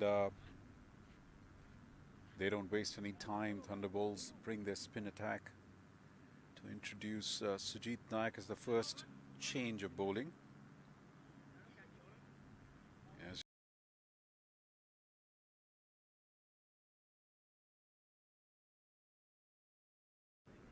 spin bowlers there, and they will most certainly have a lot to say and a lot to express here. And Sujit Naik, of course, is an experienced hat. Has played enormous amount of cricket, understands situation, a lot of experience. And the first ball, wonderful shot, rocking back Sujit Gowda, another experienced man. That's a mighty shot. Square of the wicket on the offside for 4. Wonderfully played. That was a very sweetly timed shot. Gowda looking in a fantastic touch here. He's already scored a couple of boundaries.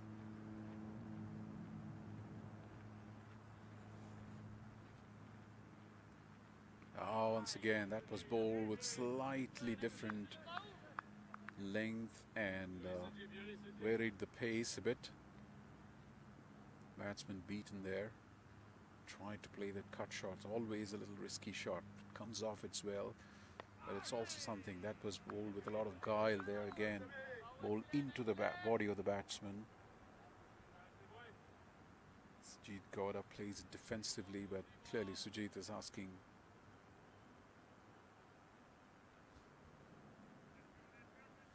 Sujit Naik is asking a lot of questions here with his last 2 balls.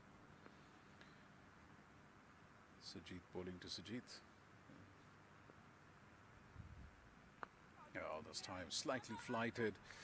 Invitation was there for the batsman to open his arms. The ball dipped in the last moment.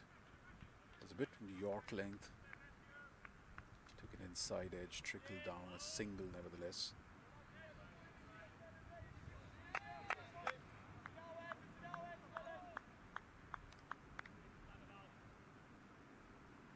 The sun is blazing, temperatures are still in that high 60s, early 70s here.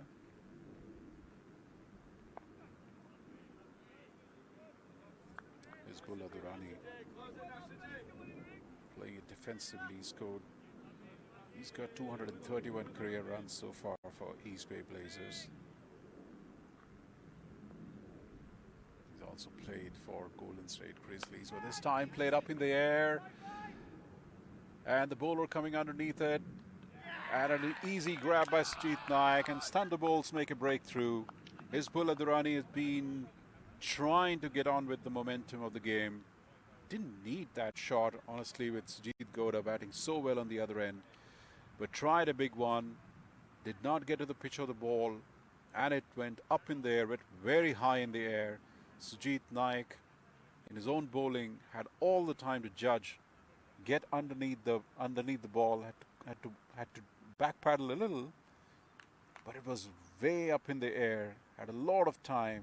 These are the kind of catches which are very difficult because the ball keeps swiveling, but Sujit kept his eye locked on the ball and finally was able to make a comfortable grab, as you see there. So a wicket, a breakthrough coming in the 3rd over, and a very welcome breakthrough for the Thunderbolts. After 3 overs, it's 18 for 1.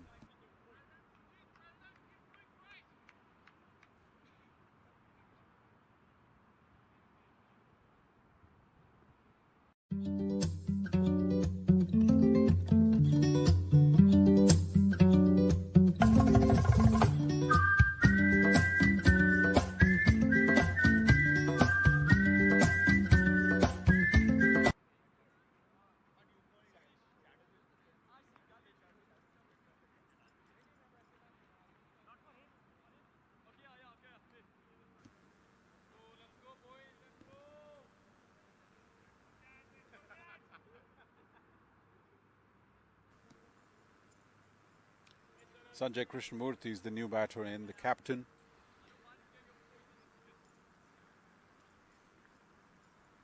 The good thing about that wicket is Sujit Goda is still in. It's Hizbullah Durrani who was cotton bowled Sujit Naik. Shatley starts his second over here. And full length there.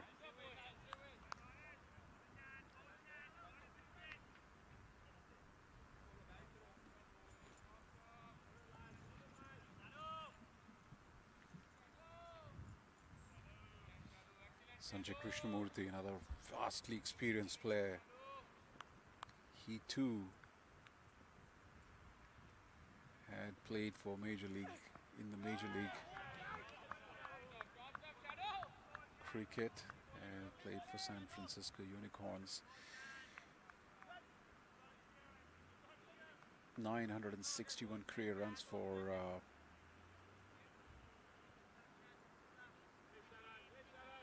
East Bay Blazers for in the minor league edition. A very senior pro, and that goes along with 62 wickets that he has picked up. A genuine all-rounder there. And this time played up in the air, Sujit Goda. That's an emphatic shot, and that falls just short of the boundary line. Nobody there, right above the head of the bowler. And it's a 4. So Goda looking in ominous touch here. Already 3 boundaries. He is not going to stay quiet. He's a batter who bats with consistent momentum all the time. And he's displaying that with some prowess. 130 plus strike rate. And that's the kind of strike rate you would need to chase this total down here. 107 more to go. One Cockwick here. The leg stump deftly played. So he isn't going hammer and tongs every ball. He's playing it with the merit of the ball. He's a classical batter. Even his big shots are very stylishly played, Sujit Goda. His entire cricketing exhibition is very easy on the eyes, and that's something that augurs very well for the East Bay Blazers. That was wonderfully bowled by Shadley. Beaten across the body, Sanjay Krishnamurthy. It is that unplayable length where slightly of a bit of an awkward zone where the batter does not know whether to go front or back. And after pitching, had a slight movement, ever so slight movement, beating the outside edge of the batter. And this time again, ball on the off stump. Not the best technique there for playing the bat away from the body, but effective nonetheless. End of the over. After 4, it's 23 for 1. How did a global retail pharmacy increase orders by 100%? How did a multinational bank build a #1 rated digital app? With people who help leading companies transform through technology. Engineer a better future. Discover how at ust.com.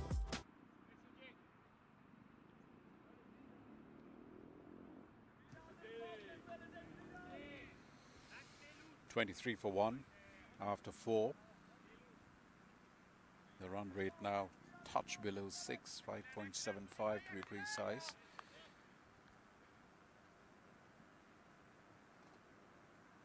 Sujit Naik to Sujit Goda. Nicely bowled. Waited, played it a bit late. Dabbed it to that fielder. It's a very interesting field that Sujit Naik has got for Sujit Goda. 2 very close fielders behind the square of offside, close in. And kind of inviting to play that shot. Something very similar that Sanjay Krishnamurthy employed. But in this case, There is a cover point, there's a gully, and there's a short third man. So there's like a slight ring of fielders in that square of the offside region and behind the square of the region offside.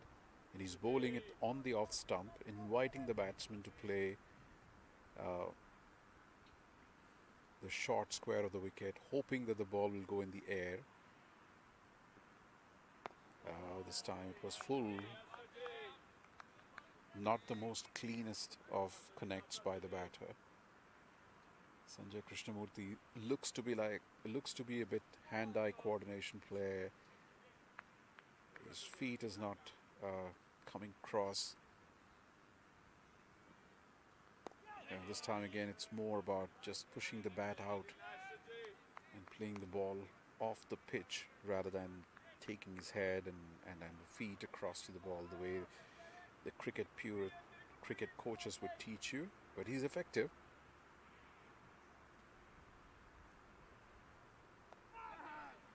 This time it was played again that one of the three fielders, this time the third man fielder, stretches across and fields it. One single, always on the offing. But it's those three fielders. There's certainly a game plan out here. And there's a slip to go with it. So there's a lot of invitation for the batter to play in that region. And now he's moving the fielder who's like wide of off into a conventional cover position. So there is a nice little ring of fielders there. And Sujit bowls another ball that just goes past the right-handed batsman, beaten outside the off stump. After 5 overs, it's 25 for 1.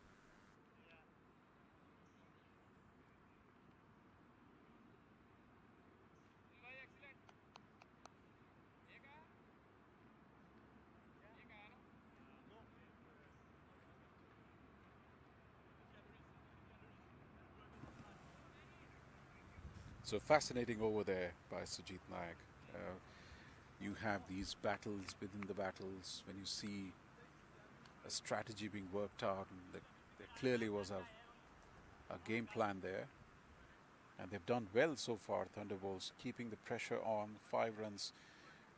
East Bay Blazers haven't gotten away too far in the power play. They've lost a wicket. They've just scored 25. They're in the last of the 6 power play overs, and it's Matt Hennig who takes over from Shadley from that end. Matt had just bowled 1 over to start with. He gave his 7 in his first over.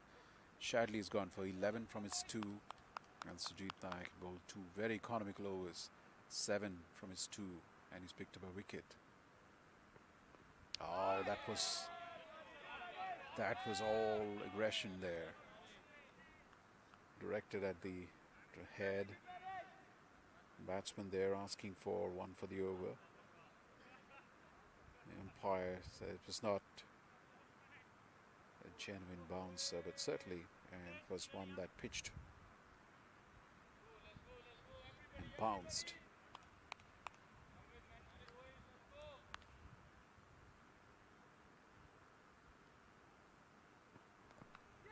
Oh, that's tried hard. Then takes the top edge.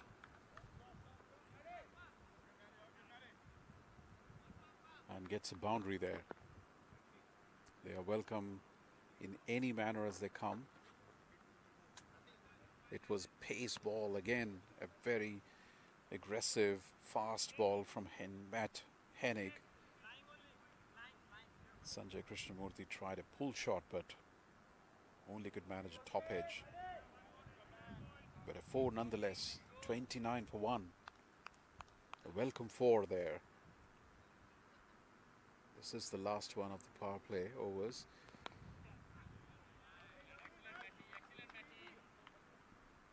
A single there.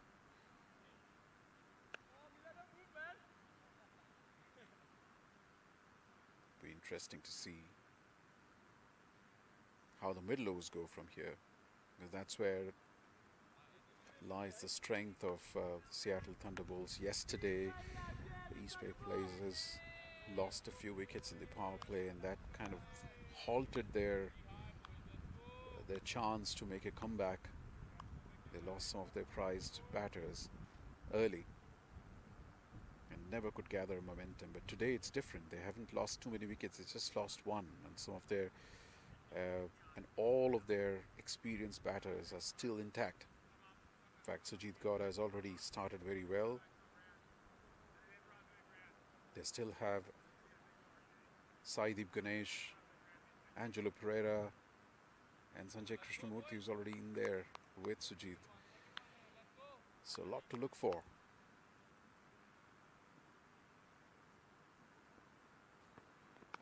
It's another pace ball there. The closing fielders are attacking there. They're looking more purposeful. There's a lot of energy. This was missing last week when we had seen the same Thunderbolts fielders slightly sluggish on the field. But today they seem to have worked that out. The fielding looks a bit sorted. They look to have a game plan here. Their body language is good.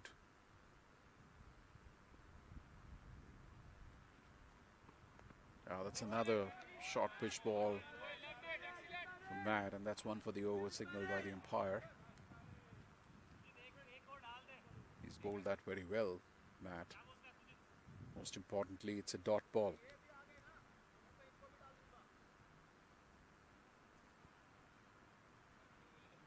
The last ball of the power play coming up.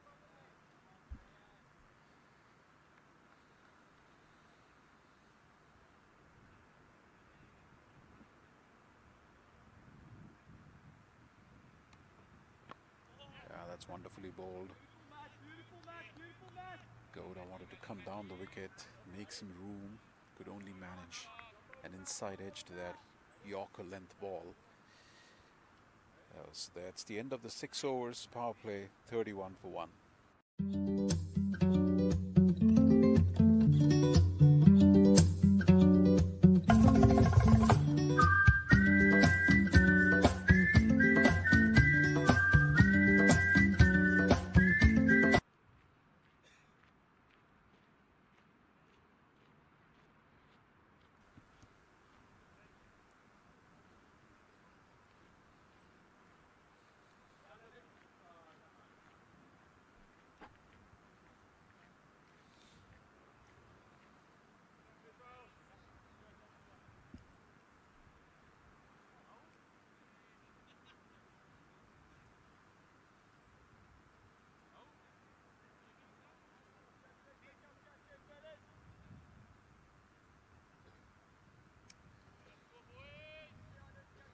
Change in bowling. Rahul Nama, another star spinner for the Seattle Thunderbolts. Had a good game last weekend. As he comes in, the first big shot up in the air, but falling short of the long on fielder who was charging in. Just a single there, but clearly inducing some doubts in the mind of the batsman, Rahul Nama. Very first ball. And that's another attacking shot played by Sanjay Krishnamurthy. This time, the fielder in the mid-wicket boundary. It seemed like he had it covered, but unfortunately made a hash of it, and that's a 4. That's a welcome boundary for Sanjay Krishnamurthy. Clearly the East Bay Blazers, they don't want the spinners to settle down here, so the very first 2 balls, aggressive starts coming in. Rahul Nama, he's taken 23 wickets so far in minor league career. An impactful bowler, would hope to settle down into some sort of a line and length here. That was a good solid ball there, keeping Krishnamurthy quiet. Once again, trying to take a charge from the back foot. Could only push it back to the bowler.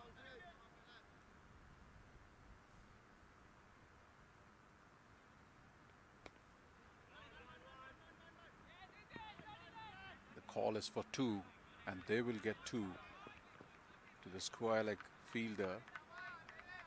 It's again that the power play is danced. There's a lot of open spaces. There's a ton of singles and twos and sometimes even 3 runs to be taken.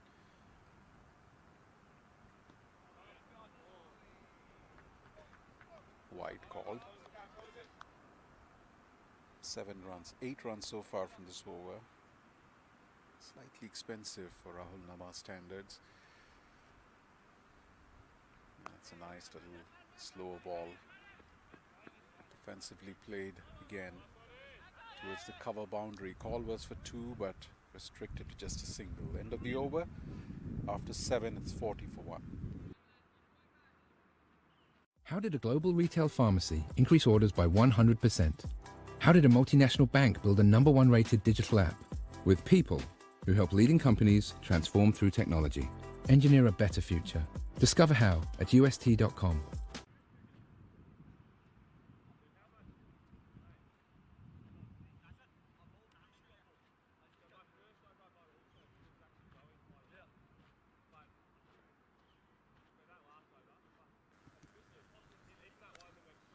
So after 7 overs it's 40 for 1. At the same stage, Seattle Thunderbolts were at 44 without loss. But it is from this stage, the 8th over, that things started going a little slow for them. They lost their first wicket in the 8th over. So it'd be interesting to see how do the Thunderbolts go from here.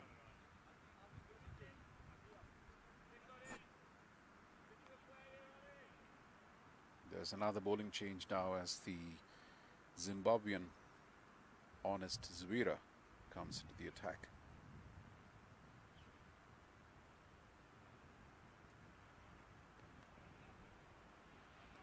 Easily played there. First ball, loosener outside the off stump. Sujit Gowda just guiding the ball. Oh, it was Sanjay Krishnamurthy, I beg your pardon. Just guiding the ball easily towards third man for a single. So 5 bowlers already tried by Thunderbolts.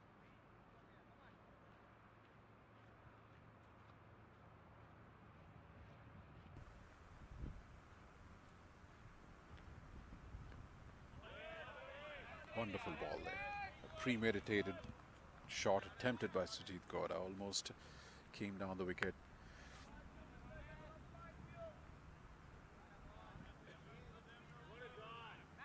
Pitch slightly short of length and a little wide of the off stump.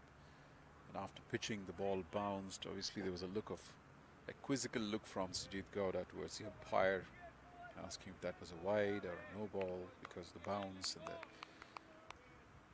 and the width. But to be fair, he was outside the off stump, outside his leg stump, and this kept low. And there was a cut shot attempted, the ball taking the inside edge and trickling down the fine leg boundary or the third man boundary for 4.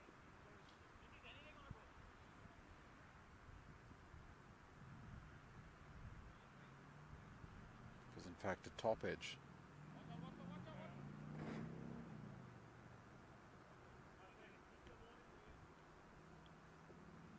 So another boundary for Sujit Gowda.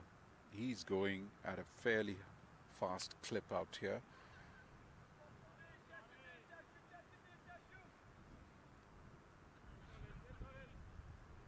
.45 for 1. Sujit is in 25 from 23 ball.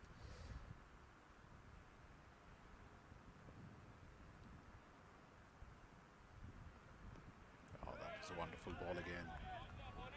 Slower in length once again. Sujit Gowda asking question to the umpire whether it was one for the over. But clearly that was about shoulder high or slightly lower. Quite the right call from the umpire.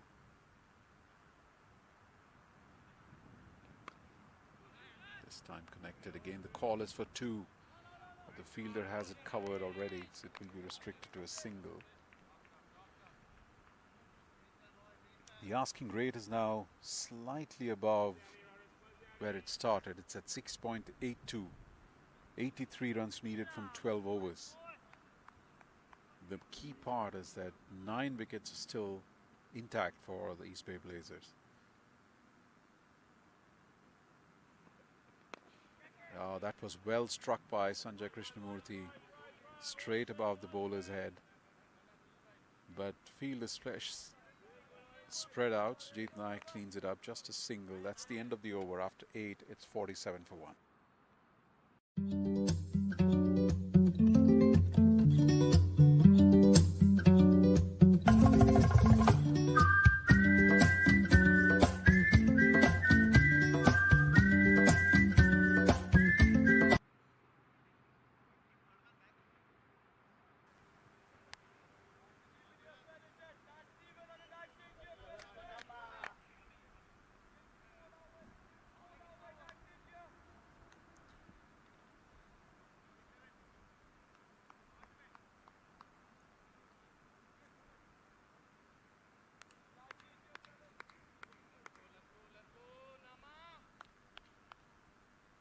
29 runs put on by these two batters.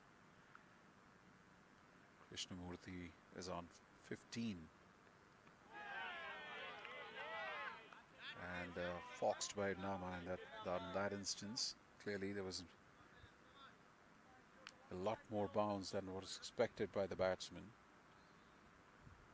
He lined himself up for a cut shot, but that bounced more than expected this time. Powerful shot, but just for a single towards the long off fielder.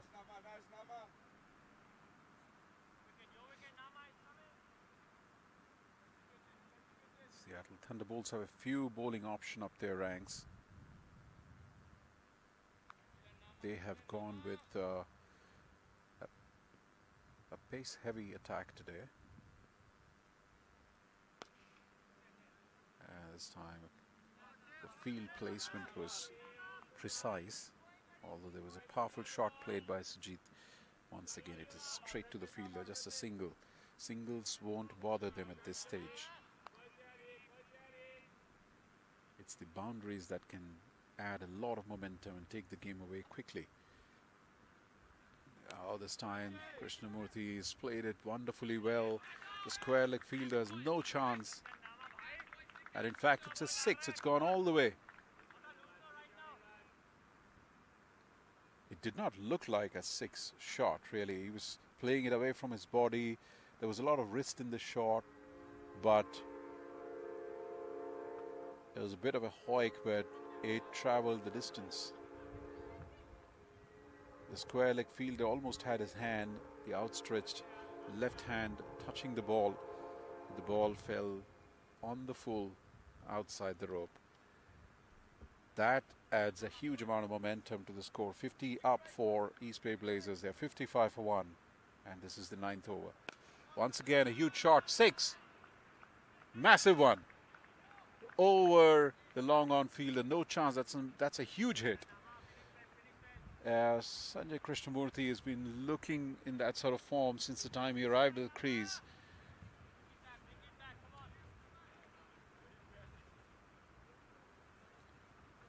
The captain taking the initiative in his own hands. That was a short pitch ball, did not bounce, and rank half-trekker.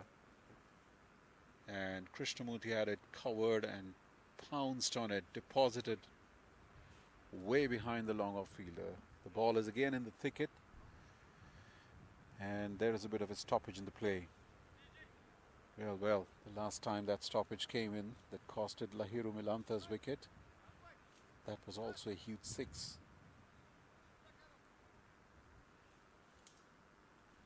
Will there be a twist here? But 2 6s on the trot. That changes the equation dramatically. The run rate now galloping at 6.91. And the asking rate has dropped down to 6.09. They just need 68 more runs in 11 overs. And anyone who's seen T20 cricket would say that's pedestrian as far as asking rate is concerned. The players take a bit of a break, a well-needed drink. It's 61 for 1. after 8.5.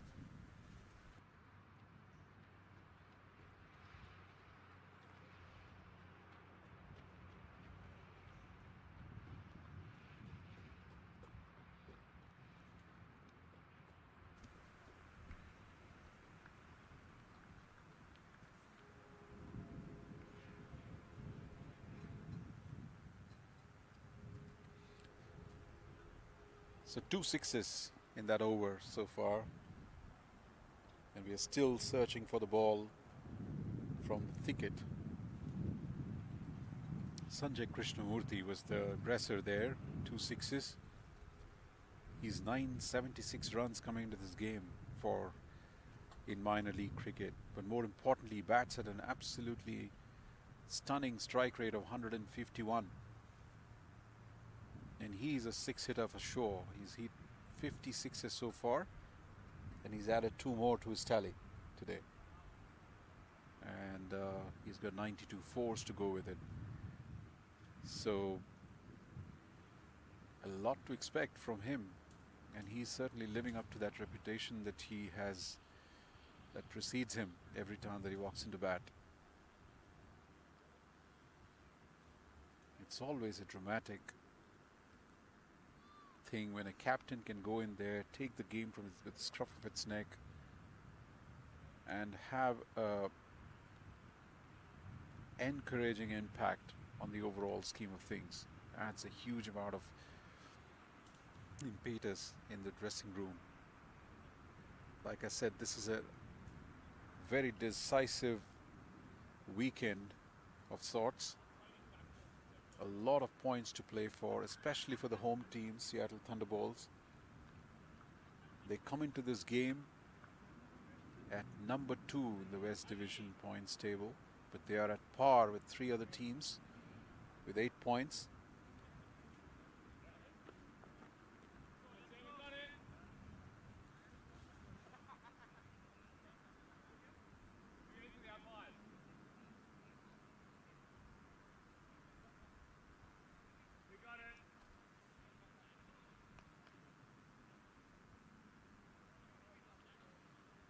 The ball has been retrieved.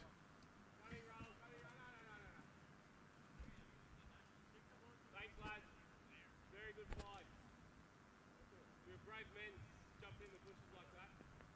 61 for 1.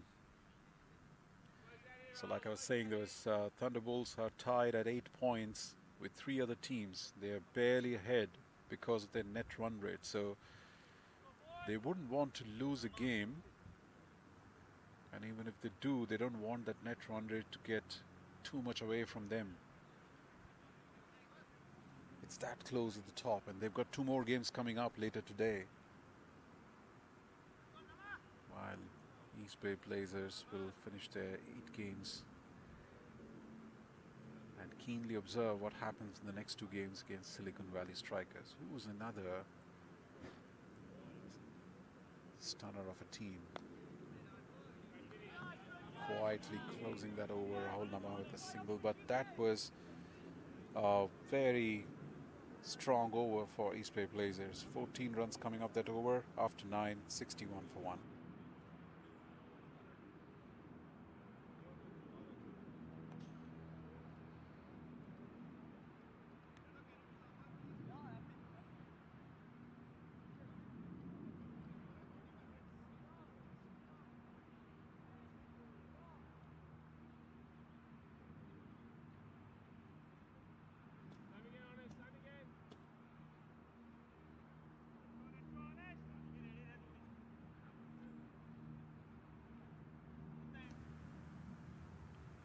On as Zavira to continue. He's bowling the 10th over. And after 10 overs, the teams will take a break. As a timeout, both the teams will go back and reflect over their strategy, what they want to do. That's a wonderful ball by Zavira. Very close to the stumps.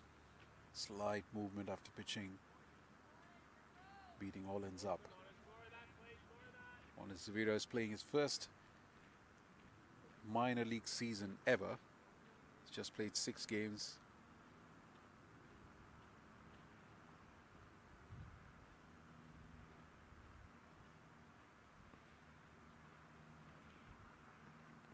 It's just 3 wickets so far.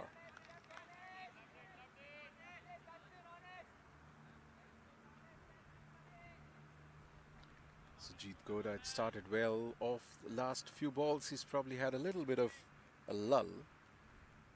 And from the look of the shots that he's played in this, the last shot that he played, it came slightly out of frustration, I would guess. That was not the most cleanest of timing. Just forced his way towards the wideish mid-off fielder there. Just a single.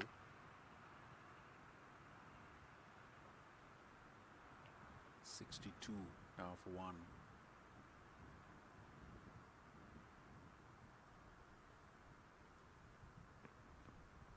Once again, slightly wide outside the off stump. Krishnamurthy trying an expansive square drive, missing it again.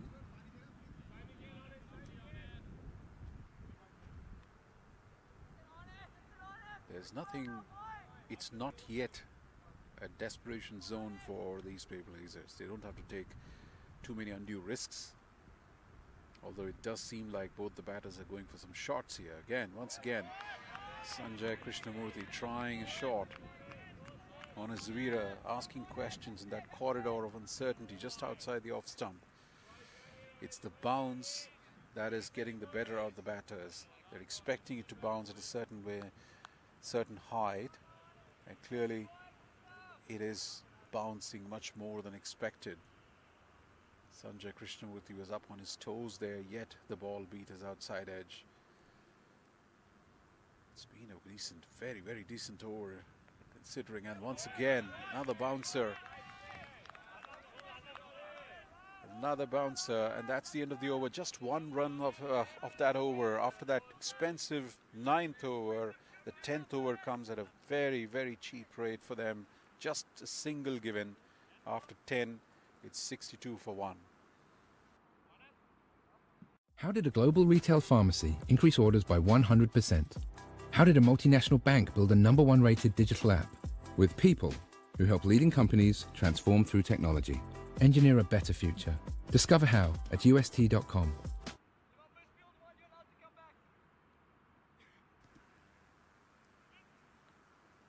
So no timeout here after the 10th over, quite rightly, because there were a couple. There was a long stoppage because the ball lost in the thicket, and the umpires doing the right thing of moving the game along and not taking another break. There's another game lined up after this, and they want to get things going quickly so that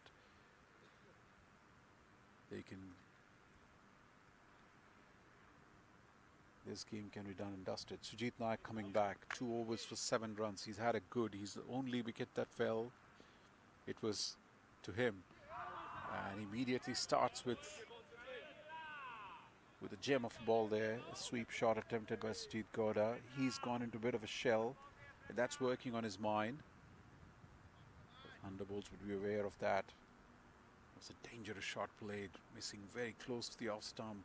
This time on the back foot again, trying to force his way, although there's an opportunity to keep the fielders on the boundary, but Sujit Nayak is operating with 3 close-in fielders, 2 of them in that close square of the wicket and the offside. That's definitely a plan here. Once again, trying to make some room there, Sujit Goda, playing the ball in the air. There was nobody in the vacant mid-off area. Safely taking a single. At this stage, it's wise of him to give the strike to Sanjay Krishnamurthy, who's playing the spinners very well.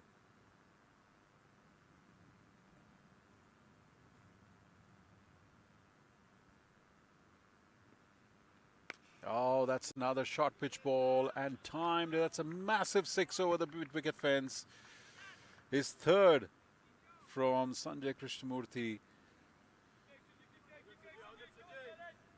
He is playing the spinners very well at this point.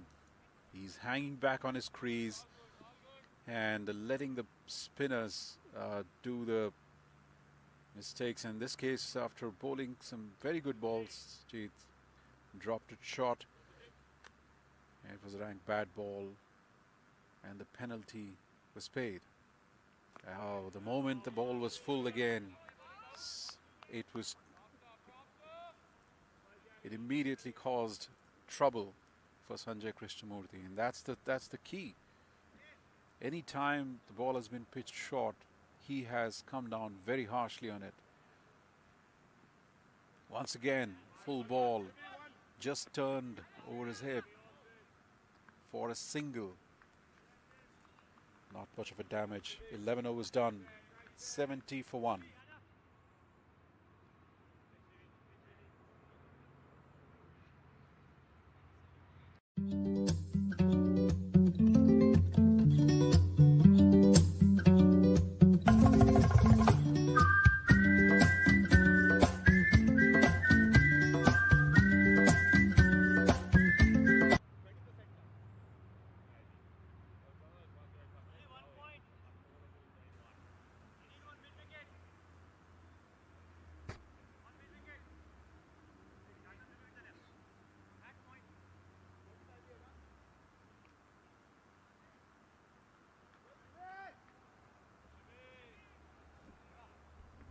Seventy for 1. Change in bowling. It's going to be Shivam Sharma. He played a nice little cameo with the bat. He's going to come in as the third spinner in this attack. Thunderbolts need wickets, and wickets in a clump. A single wicket won't do. They need to stall this momentum at this point if they're to make a match of this. Sanjay Krishnamurthy, he's playing an absolute gem and a half here. 35 of 27, 3 big sixes.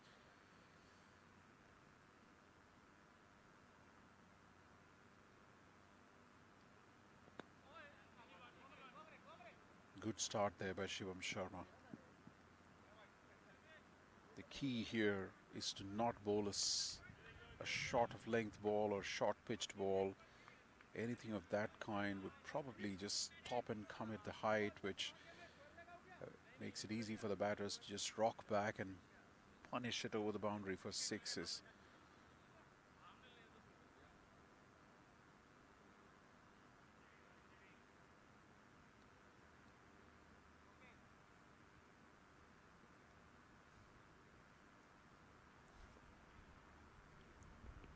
Oh, that's completely foxed the batter. Sujit Gowda, like I said, he's gone into a bit of a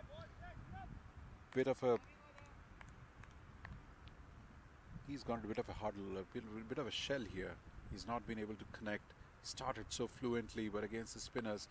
But having said that, he's just lifted that shot. That could be a huge catch opportunity, but the fielder almost lost the sight of the ball there. Was slightly late reaching the ball. The umpire is still waiting to decide, and that's a 6. It almost seemed like the fielder at the mid-wicket boundary had a lot of time to get to that ball. The ball was in the air for a while.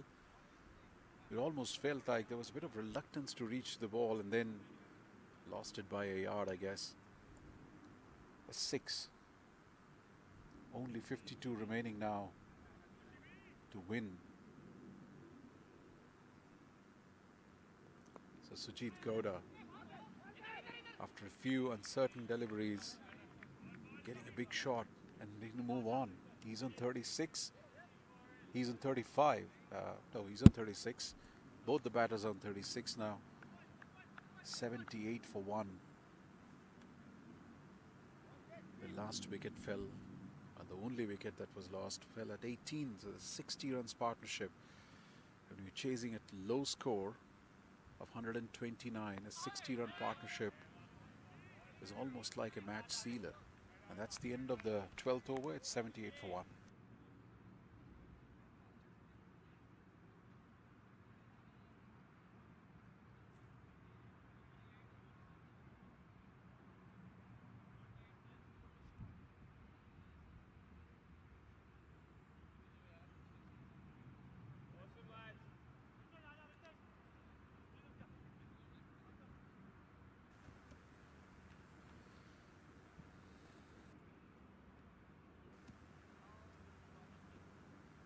8 overs to go, 51 to get. The required run rate is 6.38. They're already doing it at 6.5. Unless there is a sudden derailment and a few wickets go down in a hurry, doesn't seem like this is going anywhere for the Thunderbolts. Yet another bowling change. And it's going to be Ritesh Mohindru.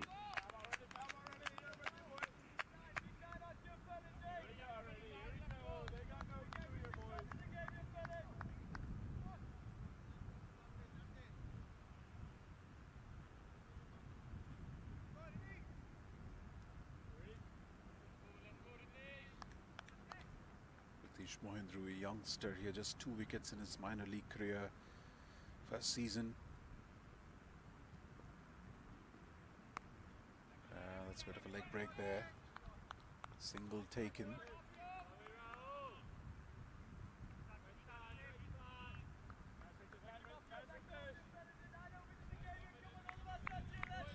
A bit of an unknown entity for batters here. Not much of context. People haven't played. And that's a break out there. There's a lot of encouragement coming from his players. Clearly egging the youngster to do well. There is some excitement about what he brings to the table.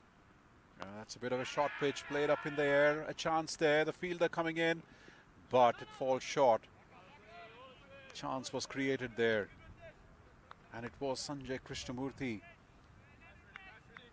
No, it was Sajid Gowda, in fact. He tried a big shot. And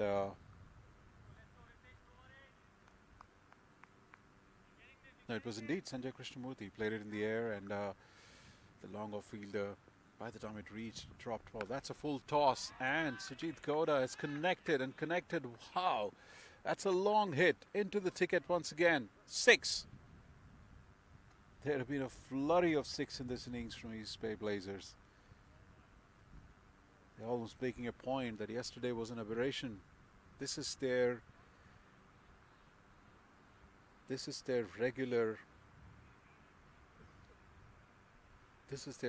show that they put on here. They had an off day yesterday, but they are not letting it for any chances. They're doing it with some degree of authority and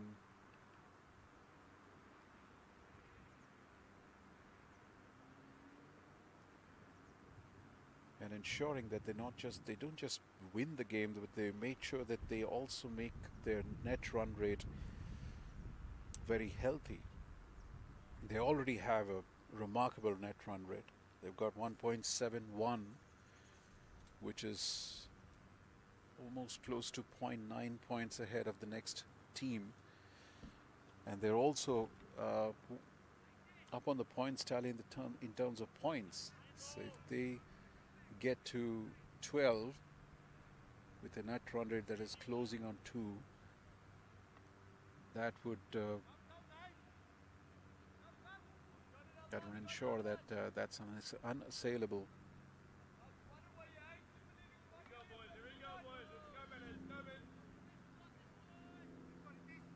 I don't think that ball is coming back, because that part of the ticket is a difficult part to get in and retrieve the ball. I think the umpires have gone for a replacement ball there, getting it validated by both teams, especially the batting team. They have to make sure that the ball resembles the stage of the game, which is about 13th over of the game, and it should not be too much of a scruffed up ball. That might not work well for the batters, and it would not be too much of an newer ball. That won't be easy for the fielding team. They would want it to be slightly older. Looks like the umpires have got the right ball needed for the stage of the game. Sajid Gowda gets ready. The youngster Ritesh Mohindru is ready too, and he tries this time a flighted ball on the leg break, conventional one. There's always a risk in the leg break bowler. If you don't get your delivery right, then a flighted leg break can eventually turn into a full toss. That's what happened in that ball, which was hammered by Sujit Gowda for a 6. Oh, this time well bowled on the stumps, clearly hurrying onto the batter. But Krishnamurthy did it well to just eke it out. 13 overs gone, 88 for 1.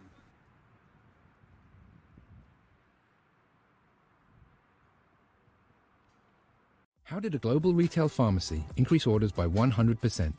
How did a multinational bank build a #1 rated digital app?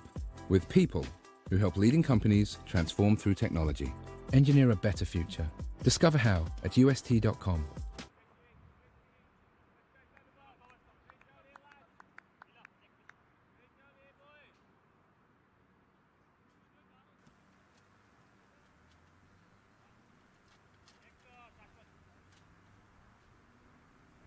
41 runs to win.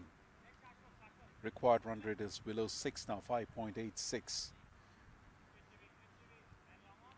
At this rate, that is not a challenge at all. The scoreboard pressure won't get to them.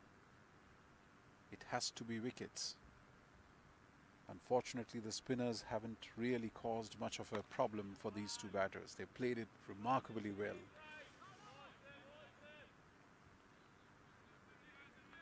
The problem has been that Thunderbolts have always got a bit of momentum when they've picked up wickets from their top bowling, from the pace bowlers, right at the top of the innings. And they didn't get that momentum. It was left to the spinners to cause the breakthroughs, and they haven't been able to do that too. So it's been a bit of a double whammy here. And goes down the wicket. That's up in the air. Once again, a chance created, but falls short. That's been the story so far in this innings for the Seattle Thunderbolts. Balls going up in the air, falling in that no man's land. Fielders rushing in and grabbing that on one bounce. That's down the leg side. Delayed reaction from the umpire, called wide. 90 for 1. At this stage, the Seattle Thunderbolts had dropped in their run rate. And this time, once again, rocking back. Krishnamurthy, he has done that a few times today. Deposited over the mid-wicket fence for 6. In fact, over the square leg fence for 6. Huge hit.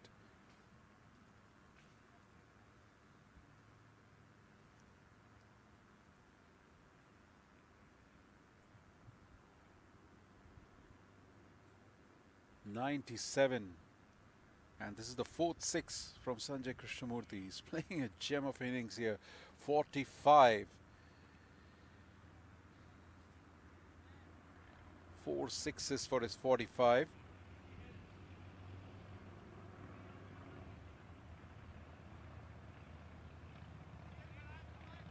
This is the 14th over. The Seattle Thunderbolts were 89 for 3. And the East Bay Blazers are 97 for 1. Once again on the leg stump. Another shot of length ball. Enough time for the batsman to rock back and flick it for a single. I would be not too far from the reality if I say that the Seattle Thunderbolt spinners have missed a trick here. Comparatively, the East Bay Blazers spinners were spot on. They not only had a stranglehold in their overs, they gave 61 runs of the 9 overs of spin bowling at 6.7, and they also picked up 4 wickets. Played square of the wicket, should be easy too. And the fielder came in quite quickly. Honest Zavira just restricted to a single. So 14 overs gone, 99 for 1.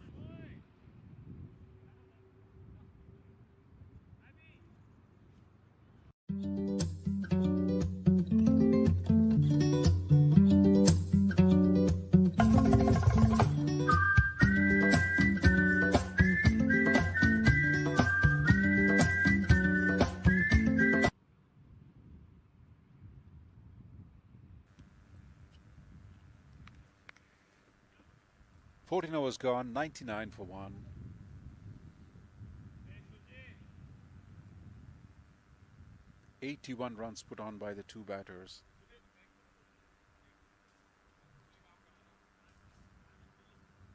Sujit Naik back on attack.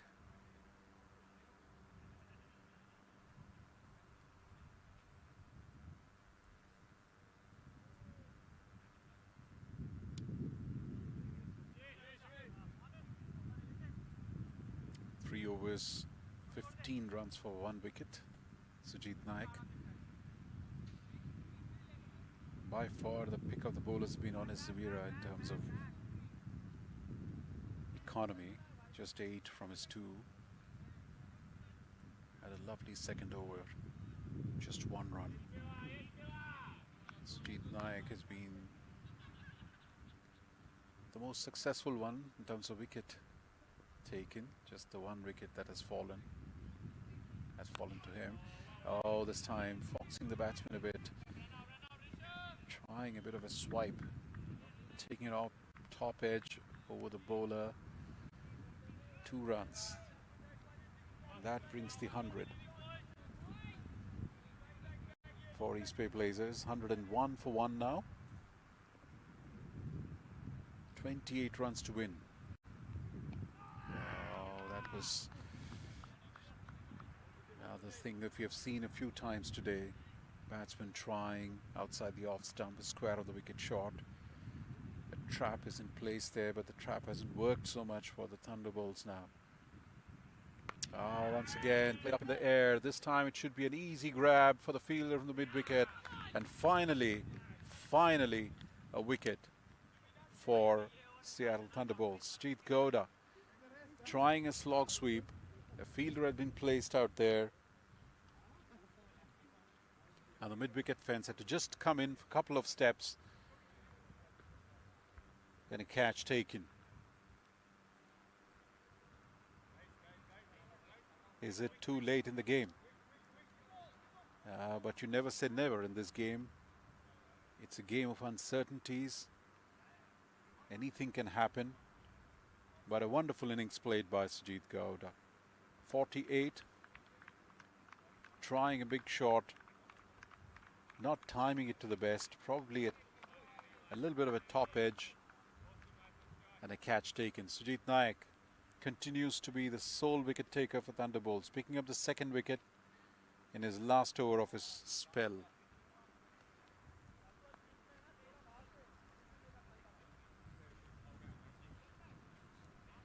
And the new batsman in now.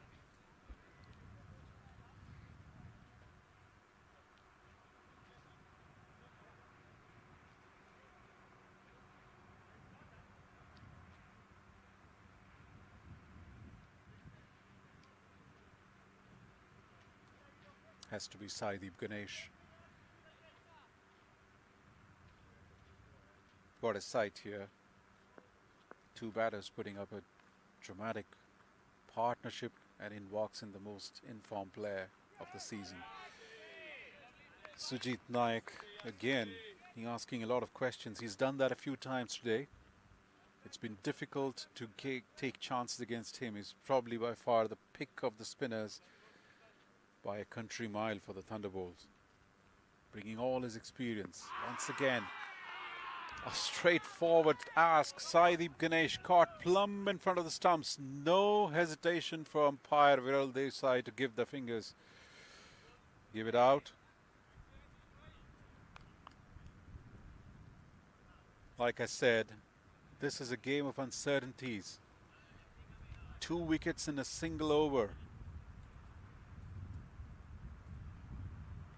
It was caught plumb in front of the stumps.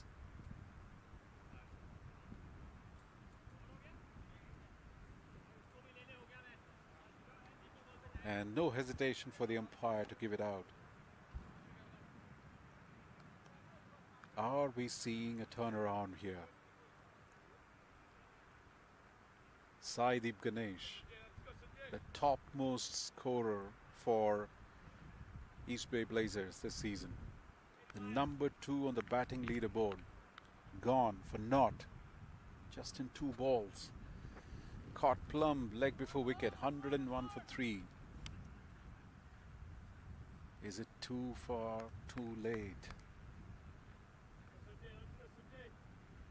Like I said, they would need wickets in a clump to make a game of this. 28 runs needed from 5.1 overs. Angelo Pereira comes in. He is an experienced player. He's played in multiple different situations. He would have seen such circumstances many a times in his life, but can he see it through?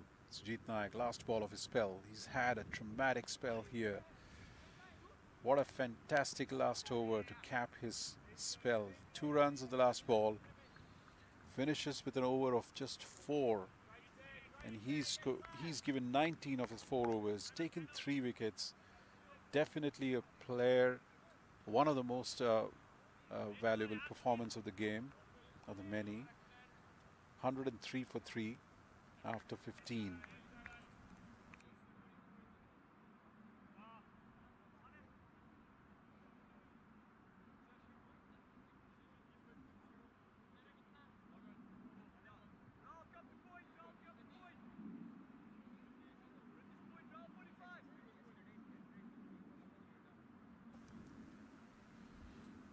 And 3 for 3.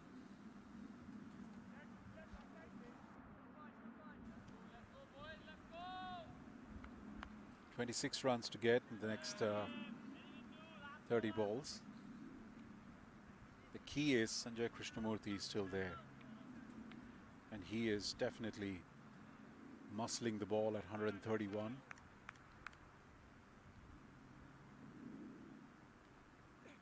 Shadley is back in the attack.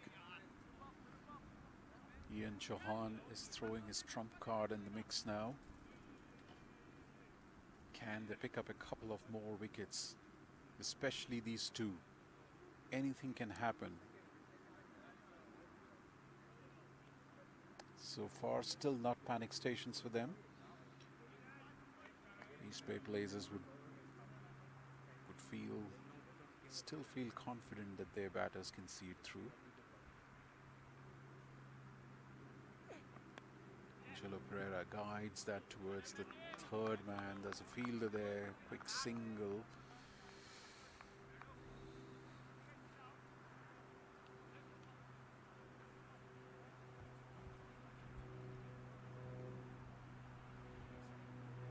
What a fantastic partnership for the 2nd wicket between Sanjay Krishnamurthy and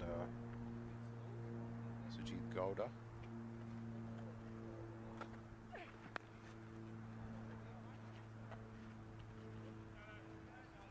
It's a bit of a tennis ball shot there, just towards the long arm to singles. A lovely partnership between Sujit Gowda and Sanjay Krishnamurthy.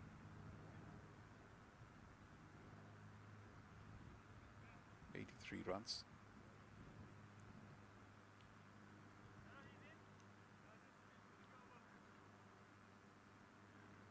And most importantly, they did it in emphatic fashion.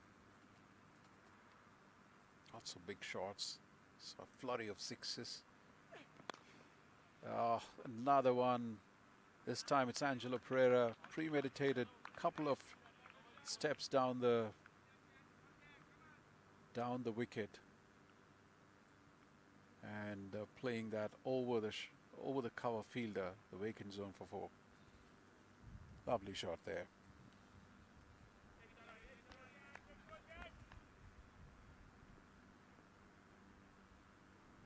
"19 runs now, less than 20 needed to win the game."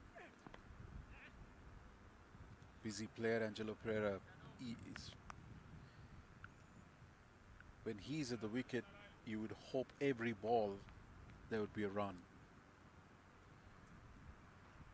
He's someone who's always going to create chances.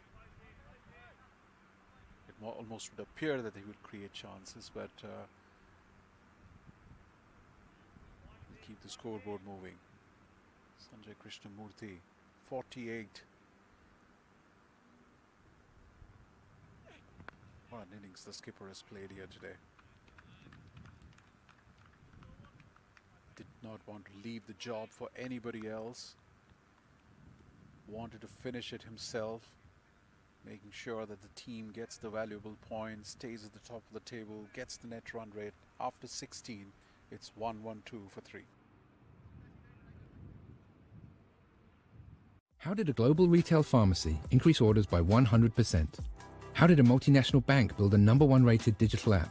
With people who help leading companies transform through technology. Engineer a better future. Discover how at ust.com.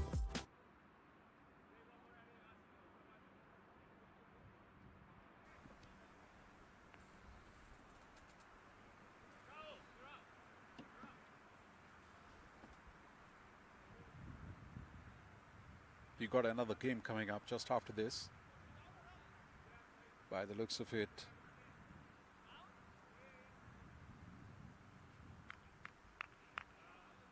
we will be having a very short changeover between this game and the next one.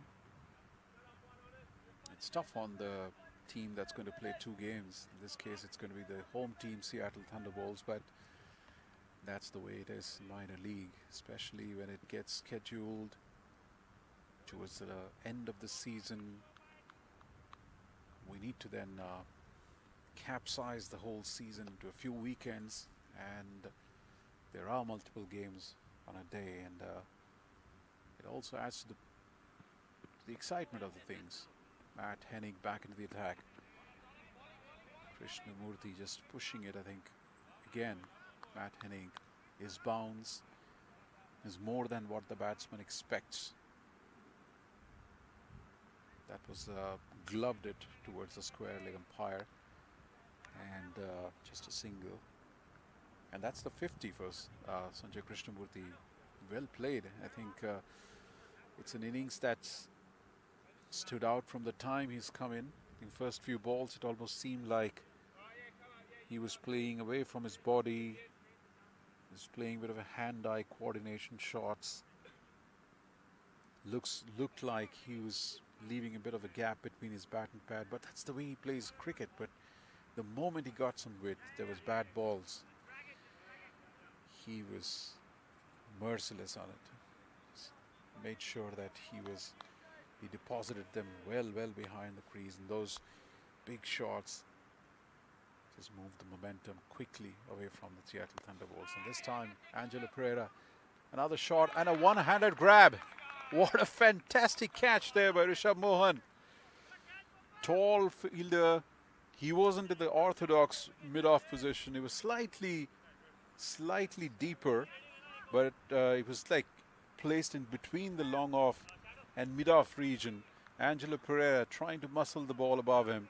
He took a few back paddle short steps and just put his hand up there, and a single-handed grab. Those are tricky. Sometimes they just stick, and when they do, they look stunning, outstanding.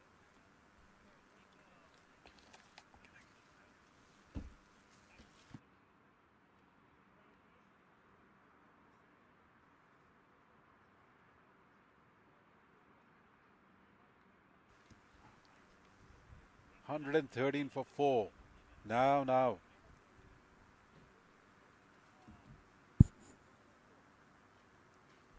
Are we seeing something dramatic out here? 16 to get from 3.4 overs. Cricket is a game of uncertainty. Anyone who calls a game before it's over does that at their own peril. We have seen so many instances across so many games when the writing was on the wall, only for the script to go completely different destination from there. This is drama for sure. They were cruising along. They were cruising at 101 for just 1, and now 113 for 4. The good thing is their skipper is still there. But another wicket or two here. And if Sanjay Krishnamurthy falls, oh well, the cat will be well and truly amongst the pigeons.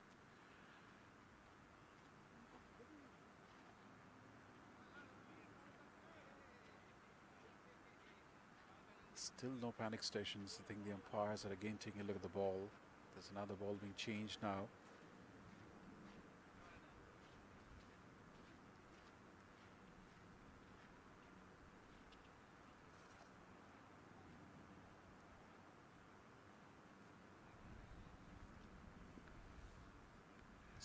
.2 overs gone.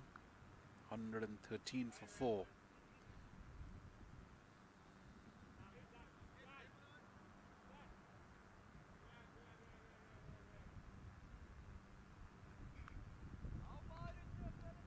Kevin Bandara is the new batter. He's a left-handed batter. Just 2 games so far. 11 runs in minor league. So early days for him in these competitions. That was a bit of a crowd catch there. Ian Chauhan bringing in the field. There's a few close-in fielders now, knowing very well that plugging the singles would be the key. Don't give any easy runs to the new batters. Let the situation and the pressure do its own thing on them. Funny things can happen. As they get a couple of dot balls, they try to do something funny. Oh, this again played up in the air, and this time Rishabh Mohan comes in and cleans up again. One more catch. Funny things happen. A dot ball can make a new batter do something completely unexpected. And in that case, Kevin Bandara trying something similar. He went for the glory shot. Rishabh Mohan, this time a conventional double-handed catch right on the boundary. The long on fence, cleaning it up. 5th wicket down. Well, well, well. Where are we going with this game? What seemed to be an absolutely normal cricket game where a team just had an 80-plus partnership cruising to its destination. Suddenly Harakiri committed 5 wickets down, 113, still 16 to get. They have their skipper in the midst, but it's the other end. The procession has started.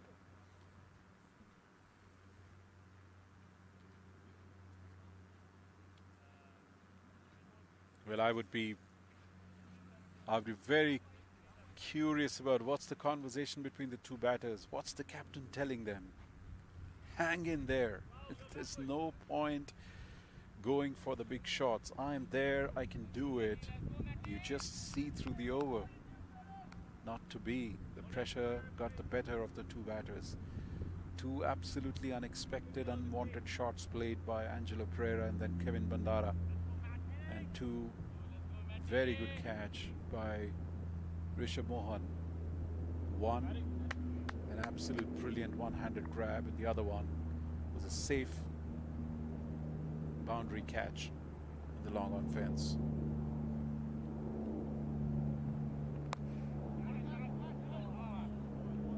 Off the mark. It has to be Abhishek Paradkar. He's had a good tournament with the bat. He's the 4th batter of this side who's had a lot of runs in the tournament. Would be a safe bat. It was a bit of a myth why he did not come in ahead of the couple of inexperienced batters at the top, or at least Kevin Bandara, who's very inexperienced for this circumstance. Abhishek Paradkar is a much reliable batter at this stage. 15 more to get. Can Thunderbolts pick up another wicket here?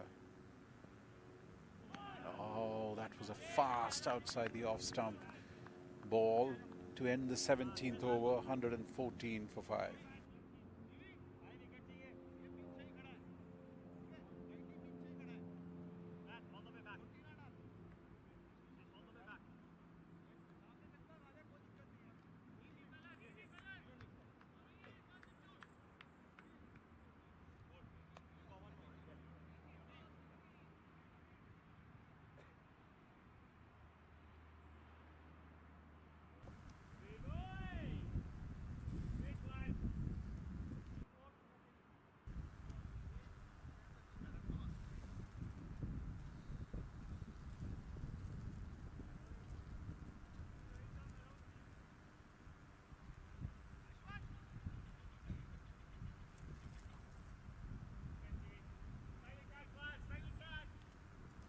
Shivam Sharma.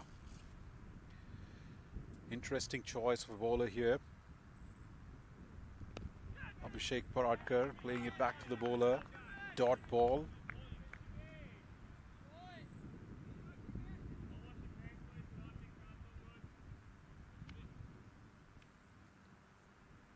Dot balls bring out the funny muscle within the batter.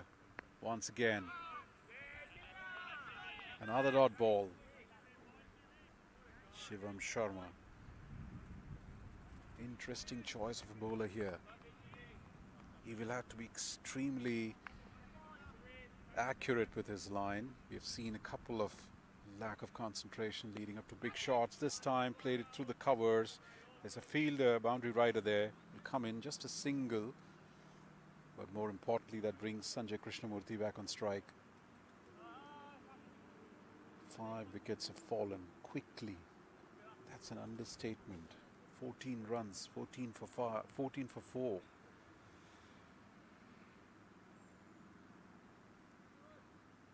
If they can get Sanjay Krishnamurthy here,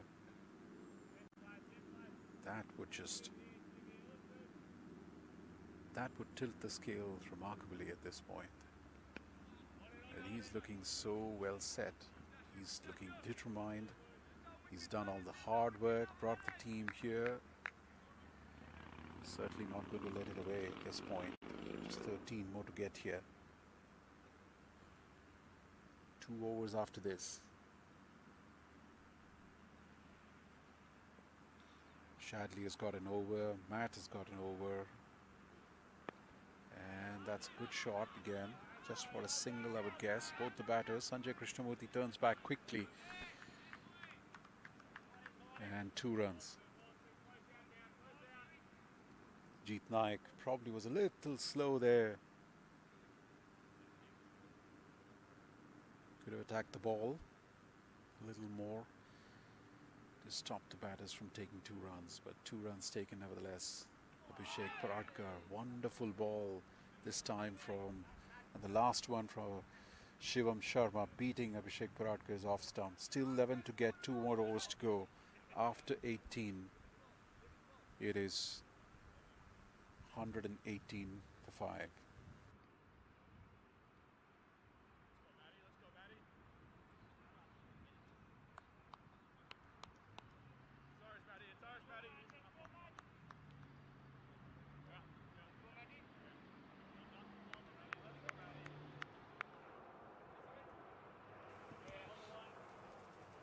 Just 4 runs from that Shivam Sharma over. Considering the circumstance, that was for a spinner to come in just 4. Bowled an over for 4 in the 17th over. That's gold dust. So Matt Hennig starts with his last over. 23 runs.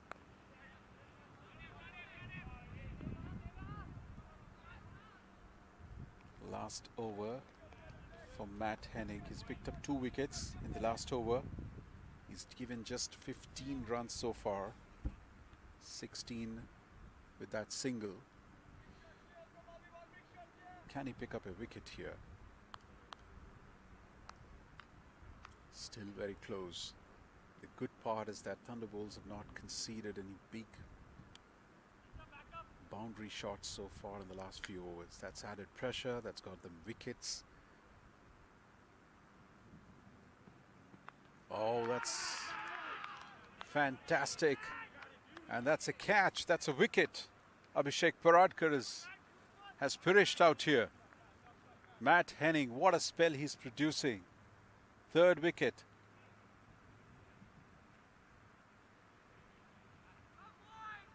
That's in fact rocked his leg stump.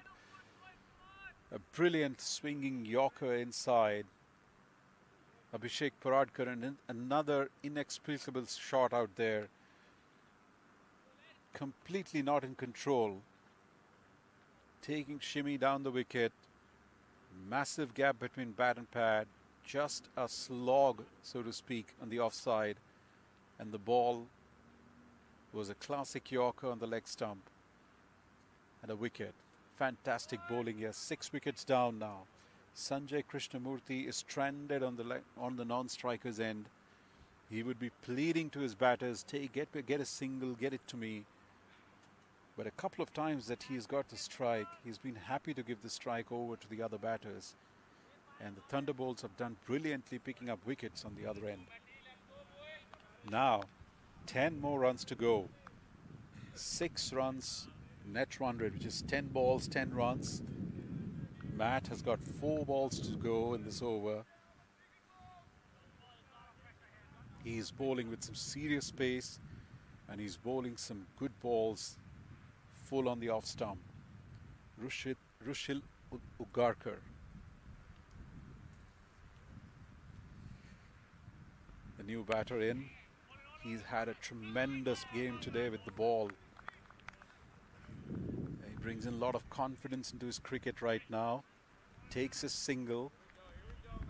Exactly the script that his captain would have laid out for him. Take the single, give it to me, I will do the needful. Can the Thunderbolts cause the biggest upset here by picking Krishnamurthy? The scale is well and truly in the balance at this point. Oh, that's a full toss. Did not time it well there. Played towards the mid-off, mid-on. And single not taken wisely. There was a single on the offer, but at this stage, he would not want to expose his lesser experienced batters, the lower order batsmen, to Matt Hennig. What an exciting game of cricket this is. Once again, Yorker length. Just dug it out to the deep square leg fence. Honest Zavira cleans it up. Just a single taken now. Ugarkar has to see through one ball of this over. Sanjay Krishnamurthy walks down the wicket. Has a conversation, just calming his partner down, telling him probably just hang in there. You just have to put the bat to the ball and ensure that you don't lose a wicket. Or you're giving him a free hand. Go for the absolute full tilt big shot here. Oh, that's a huge shout from Matt Hennig. There's a single attempted by Ugarkar. Quite an unexpected one. I don't know why he was trying a single. It was hit on the pads. No damage done. The batsman safely back home. He had come outside wicket. Probably the ball was hitting the stumps, but the umpire gave the benefit of doubt to the batter because he was well and truly outside the crease. But that was a completely inexplicable shot, because I don't know what he was attempting, unless he was attempting something in the factor of 2. It looks like it was hitting outside the off stump. A good decision by the umpire.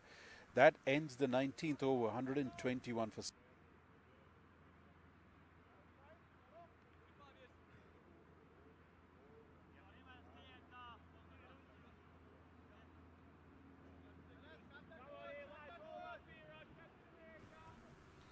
So, what are we seeing out here? Shadley won Shaltwick, the talismanic cricketer for Seattle Thunderbolts. He's got the ball in his hand. 6 balls to go, 8 to win. Going by the last few overs, the scoring has been slow. But Sanjay Krishnamurthy on strike. Shadley bowls a very good Yorker.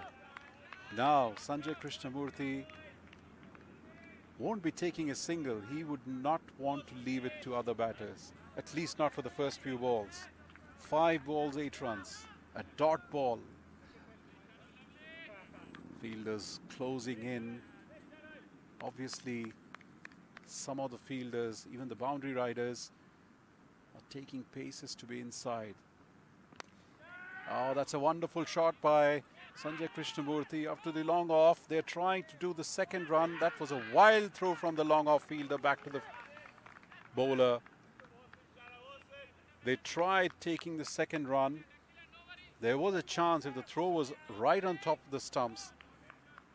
Rushil Ugarkar was well short of his ground. Unfortunately, that was not the case. 2 runs taken. Very valuable runs. 6 to win now. 4 to go.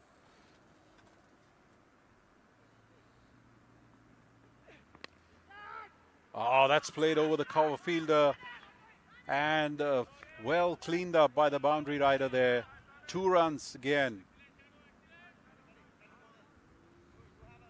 Sanjay Krishnamurthy, what a magnificent innings he's played today.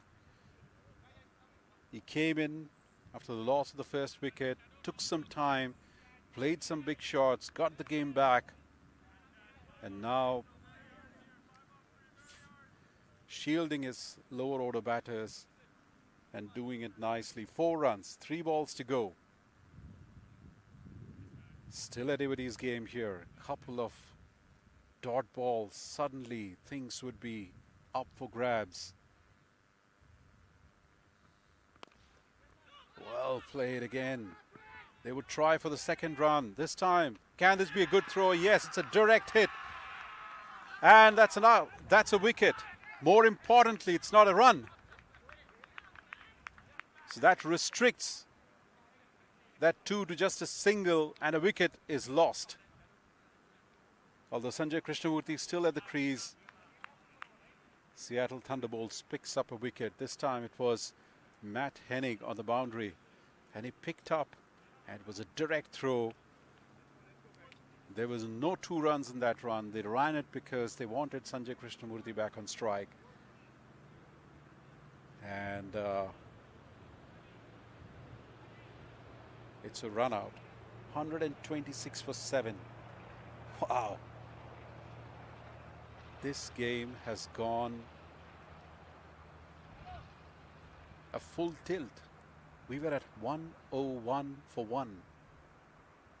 It was absolute cruise control for East Bay Blazers. Still anybody's game. 2 balls, 3 runs. All results possible from here. Do we see a tie? That would be interesting to see. Vikas Mohan, he had a good outing with the ball today. Sanjay Krishnamurthy, he's played a gem of an innings here. Shadley Vansh-Kaltwik, he's bowled a wonderful over so far. Just 5 runs. He's defending 8. Still 3 to go. 2 balls.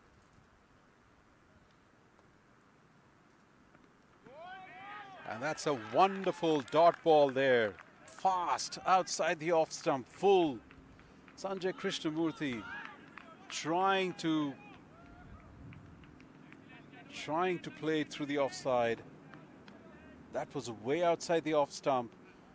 Just within the mark of the wide, but that would have moved because he had moved outside the off stump, Sanjay Krishnamurthy. The bowler bowled it wide Yorker. Good decision by the umpire. Here comes the last ball, and Sanjay Krishnamurthy plays it up in the air. Can they take the 2? The fielder has thrown it. And that's a tie. What a wonderful finish to the game here. 3 runs needed for the last ball. And the batters take 2. And both the teams finish on the same score. And that brings us to the super over for this game. What a fantastic finish, I must say that. Absolute edge of the seat stuff, and it's still not over. Both the teams muscling it out there. This game wasn't going to this destination. Full credit to the Seattle Thunderbolts. They pressed in hard. They grabbed the catches that came their way. They fielded as if their life depended on it.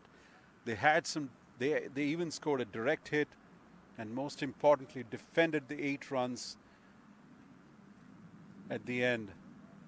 As you see on your screen, stay tuned. It's a super over. What a magnificent game of cricket. I'm still wondering, after that adrenaline hunt, what will be left for the Thunderbolts to play another game after this. But they will have to first go through their super over from here, and then they can think about the next one.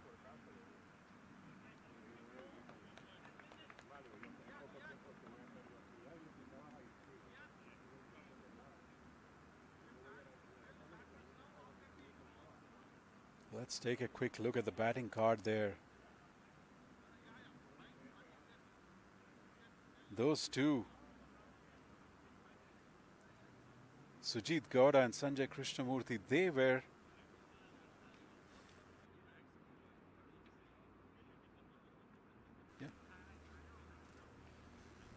Sanjay Krishnamurthy and Sujit Gowda, they were going absolute cruise control there. 48 runs from Sujit Gowda, 58 not out from Sanjay Krishnamurthy. At one stage it was 101 for 1, and then started the downfall. Sujit Naik picking up 2 wickets in that over. We were already discussing that wickets had to fall in a clump, which they did. And then suddenly it went southwards.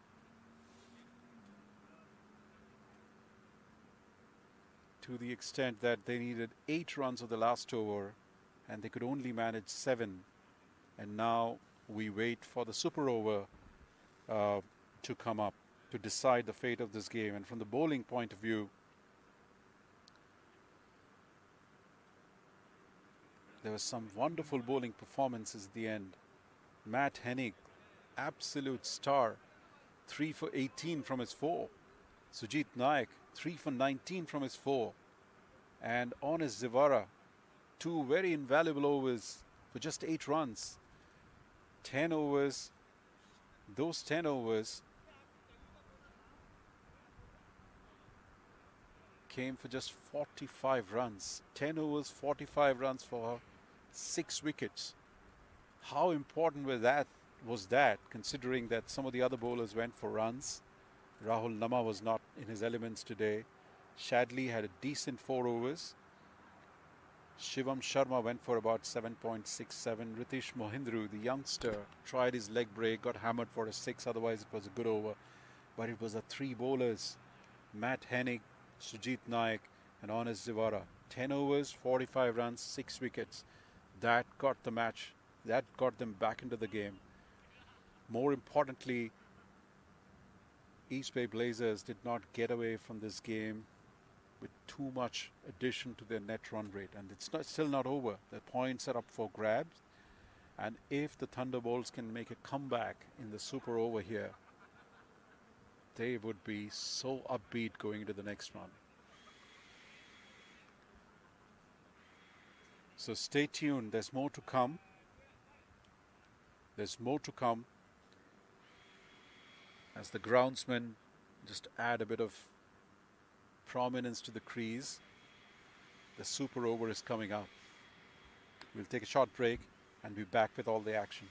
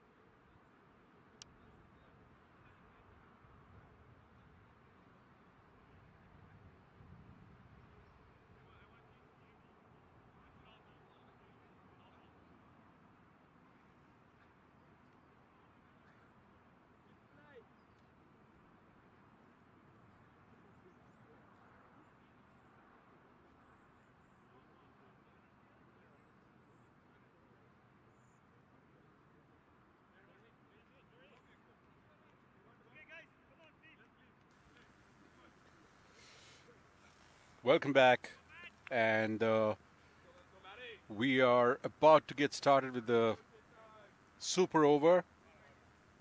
The Seattle Thunderbolts would be bowling first. The two batsmen, no surprises there at all. It's Sujit Gowda and Sanjay Krishnamurthy, with Sanjay Krishnamurthy taking strike for what he achieved in the regular batting innings. It is the most, it is the absolute expected strategy to adopt, and that's what they're going with. And from the Thunderbolt side, it has to be Matt Hennig. His pace, the Yorkers, the kind of purchase he got in the innings. So we all set. 6 balls each side will decide the fate of this game. Here we go. Straight away, all up in arms. Yorker on the leg stump. Maybe just going down the leg, but hit flush on the pads. Quite interestingly, there's no signal from the umpire.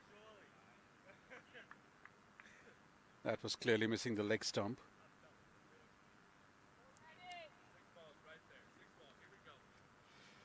So there was a bit of a bat there. So a single on the first ball. The script would be very simple. 6 Yorkers. The first one, ticked hard. Second one down the leg side. Very close to the leg stump.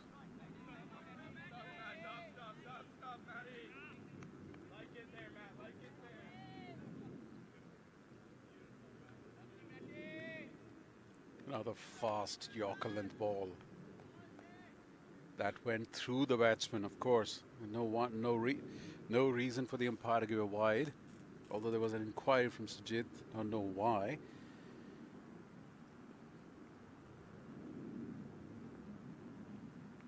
And that's on the off stump, taking the outside edge. And that's a much needed boundary.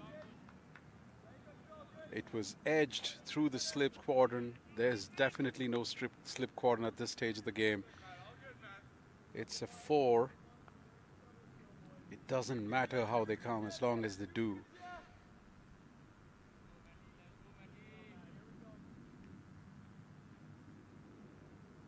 Priceless boundary there for the East Bay Blazers. How much they can accumulate in the next 3 balls. Oh, that's a full toss. Well connected. Shadley's there to clean it up.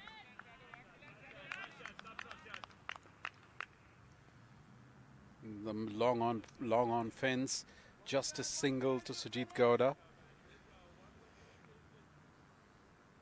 So they're on 6 now.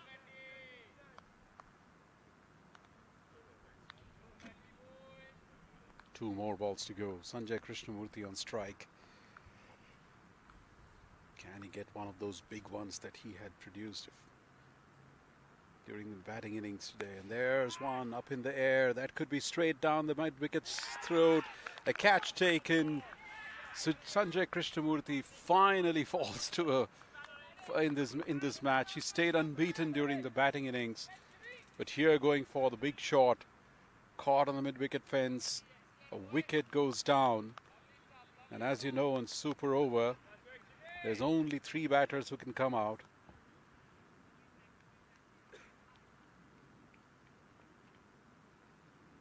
So if they lose the next wicket, it would be innings over. Just 6 so far. And the last ball, it doesn't matter what happens here.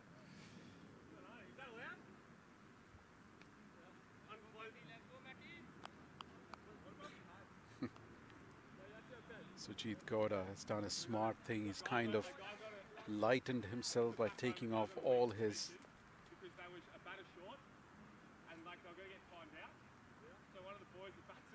all the equipment except for the leg guards and freed himself for all of the trappings that he can run. He can run and take some valuable runs here. Angelo Pereira is the new man in. Last ball here, 6 on the board. They would be hoping for a big shot here, at least a 4 or a 6 here. Even if that doesn't come, Sujit Goda is ready to run for his life. Oh, that's been muscled up in the air. Shadley cleans it up from the mid-wicket fence. 2 runs taken. So it's going to be 9 to win for Thunderbolts. The script is there for them. 6 balls, 9 runs. It would be interesting to see who comes out to bat from the Seattle Thunderbolts. So interesting super over. We are in the half stage of the super over contest here. 8 for 1. That's the score achieved by East Bay Blazers. Seattle Thunderbolts will need 9 to win from their 6 balls. I don't think it's going to be a big long changeover. Just a quick changeover for the batters to get ready and come in. This has been a long game so far and an interesting game. It has gone down to the wire, finished in a tie, and now we are halfway down to the super over.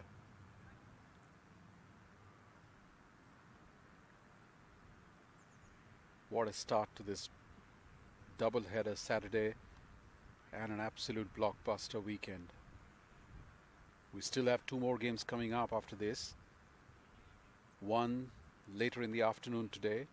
We already see the Silicon Valley Strikers team practicing in the background. They are here, they're ready. We should have started the second game by now, but the first game had different script for us.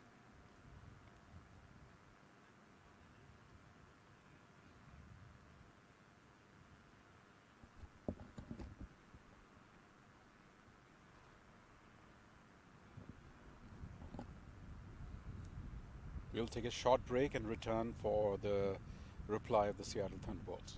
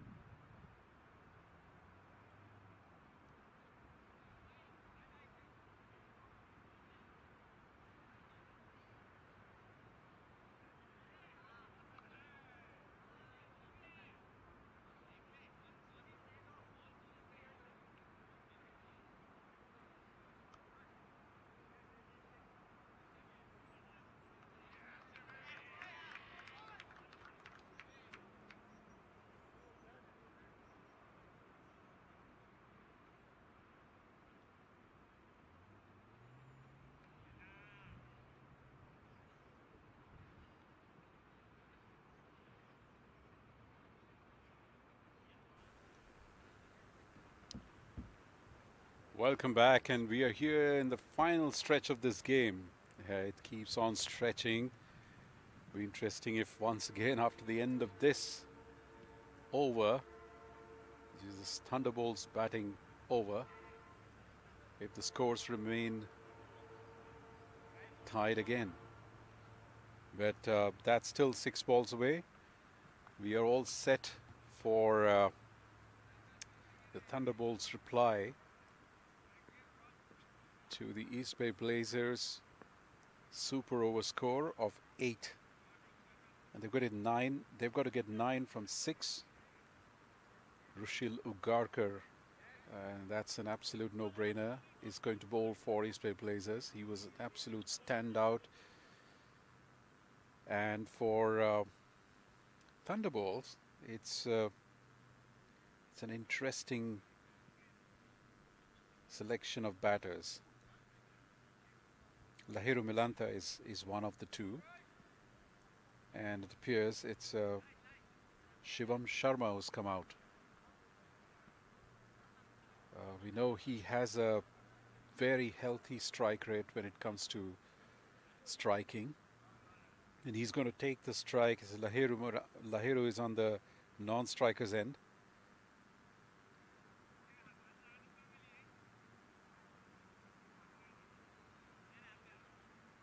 There's some basic hold up here as the umpire is trying to get things sorted out, something. But yeah, we're all set now. It will be an exciting 6 balls here. Can go any which ways from here.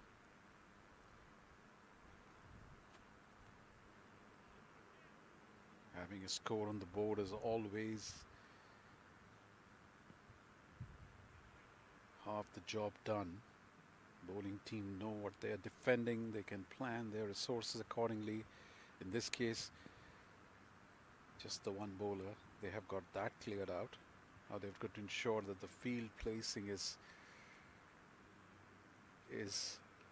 something that can help them achieve what they're trying to achieve out here. For Thunderbolts, again, they know what the target is. And sometimes that can work to team's advantage. There's something that's holding up right now, as we see the groundsman coming out with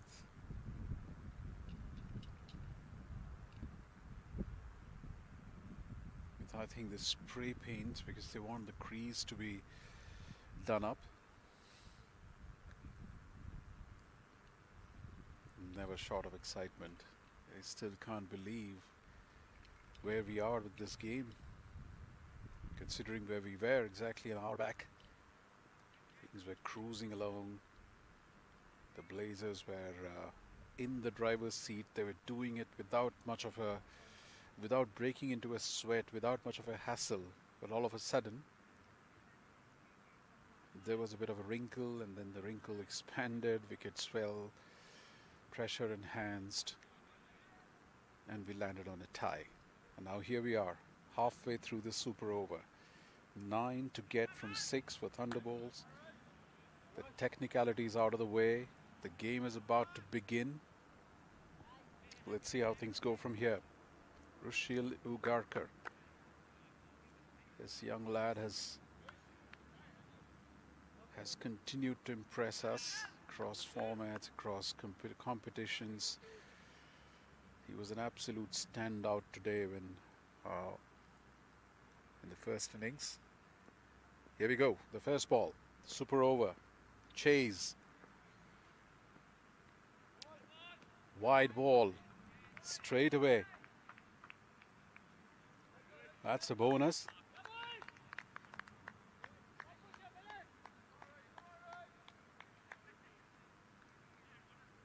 That was a rank wide ball. There was a massive wide ball there. It almost seemed like there was some discomfort at the footing for the bowler. We have seen that happen a few times today.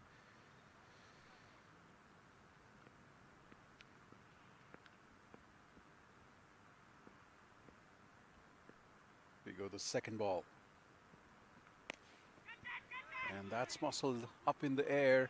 Two fielders converging and they couldn't stop it, and that's a 4. That's a 4. That's a very valuable 4. Shivam Sharma muscling that ball towards the mid-wicket fence, connected it brilliantly. It was in the air, two fielders converging, the long on and the mid-wicket fielder.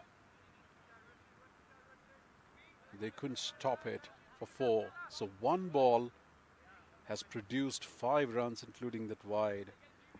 That just makes things so simple. 5 balls to go, 4 to get. Field is completely spread out with just a couple of fielders on the offside. In fact, 3 fielders on the offside close in. Here's Ugarkar.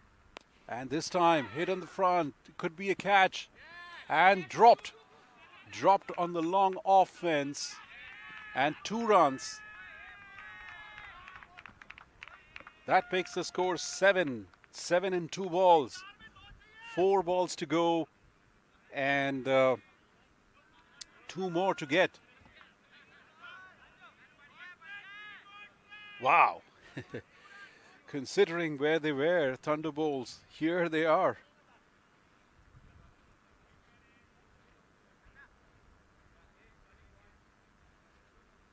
The barometer well and truly tilted in their favor now. Shivam Sharma. We spoke about the reputation he comes in with. Very, very robust strike rate. And he was propped up to take on the super over, and that to take the strike. He hasn't disappointed. Here's Ugarkar. And there he is, playing it nicely, just pushing the ball into the gap. And they come back from the second. Will that be it? Yes, it is. Seattle Thunderbolts have pulled off an absolute Houdini act out here, winning the game from an absolutely improbable position. They were up against the wall. 101 for 1. That was the score that the Blazers were with multiple overs to go for. The wicket started tumbling. The game of uncertainties that we know cricket has been over the years.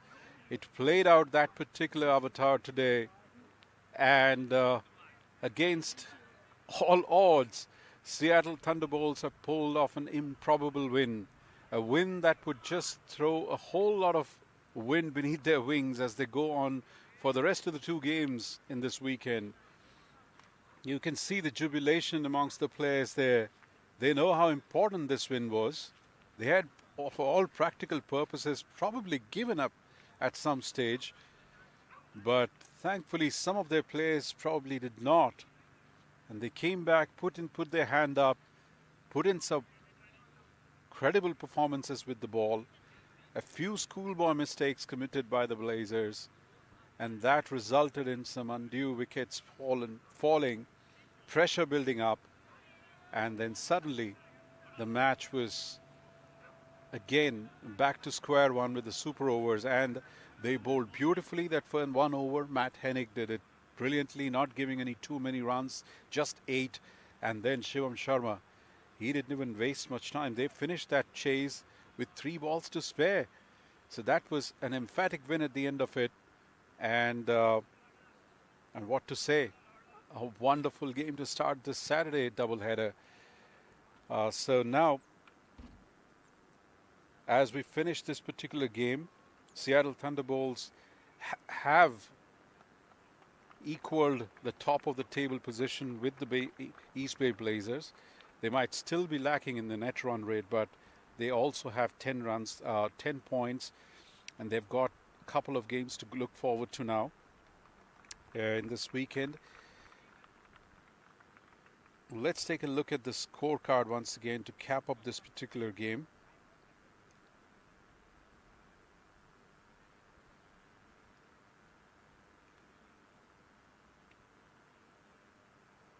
This was Seattle Thunderbolts in their first innings of batting, 128 for 6.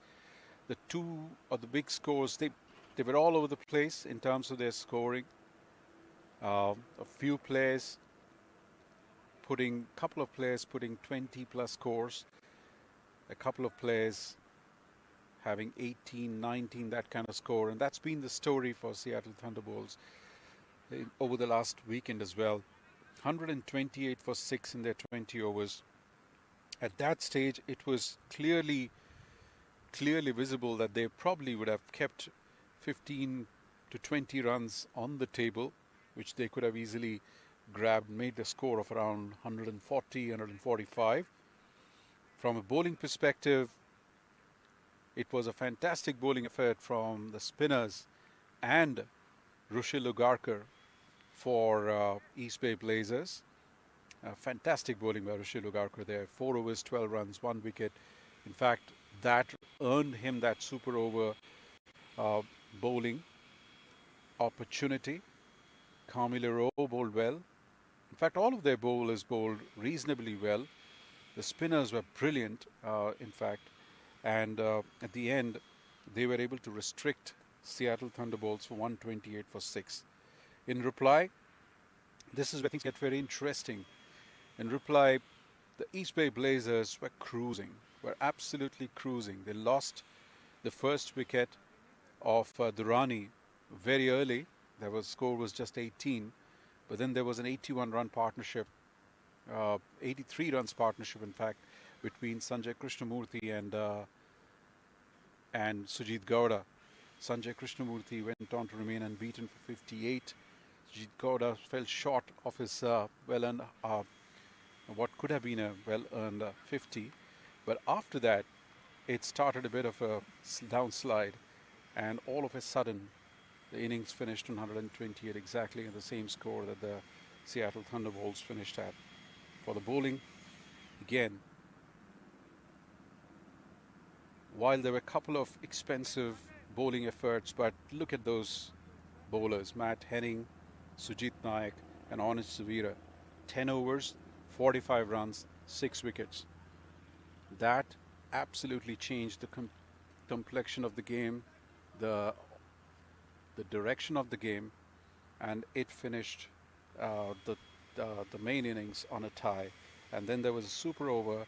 Thunderbolts pulled off an absolute stunner there to finish with an improbable win. So as we go towards our next game of the day, that's the match summary for you.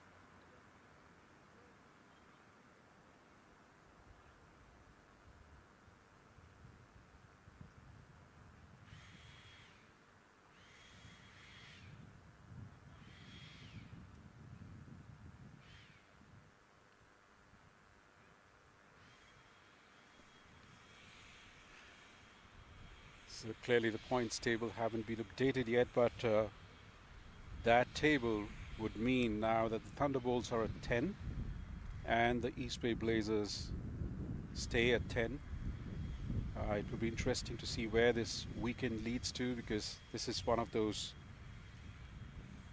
make or break weekends, especially for the Thunderbolts at the home. They're playing top 2 teams of this division, and any points that they gain from here would augur supremely well for them in the overall scheme of things for this division. So that's all for this particular game. We should be shortly coming back with the next game, for which the preparations are on, and potentially probably in about 30 to 35 minutes we should be back on air again, starting with that one. Till then, I hope you had a good first game. Take a break, have a drink, and we'll be back in a short while. Thank you.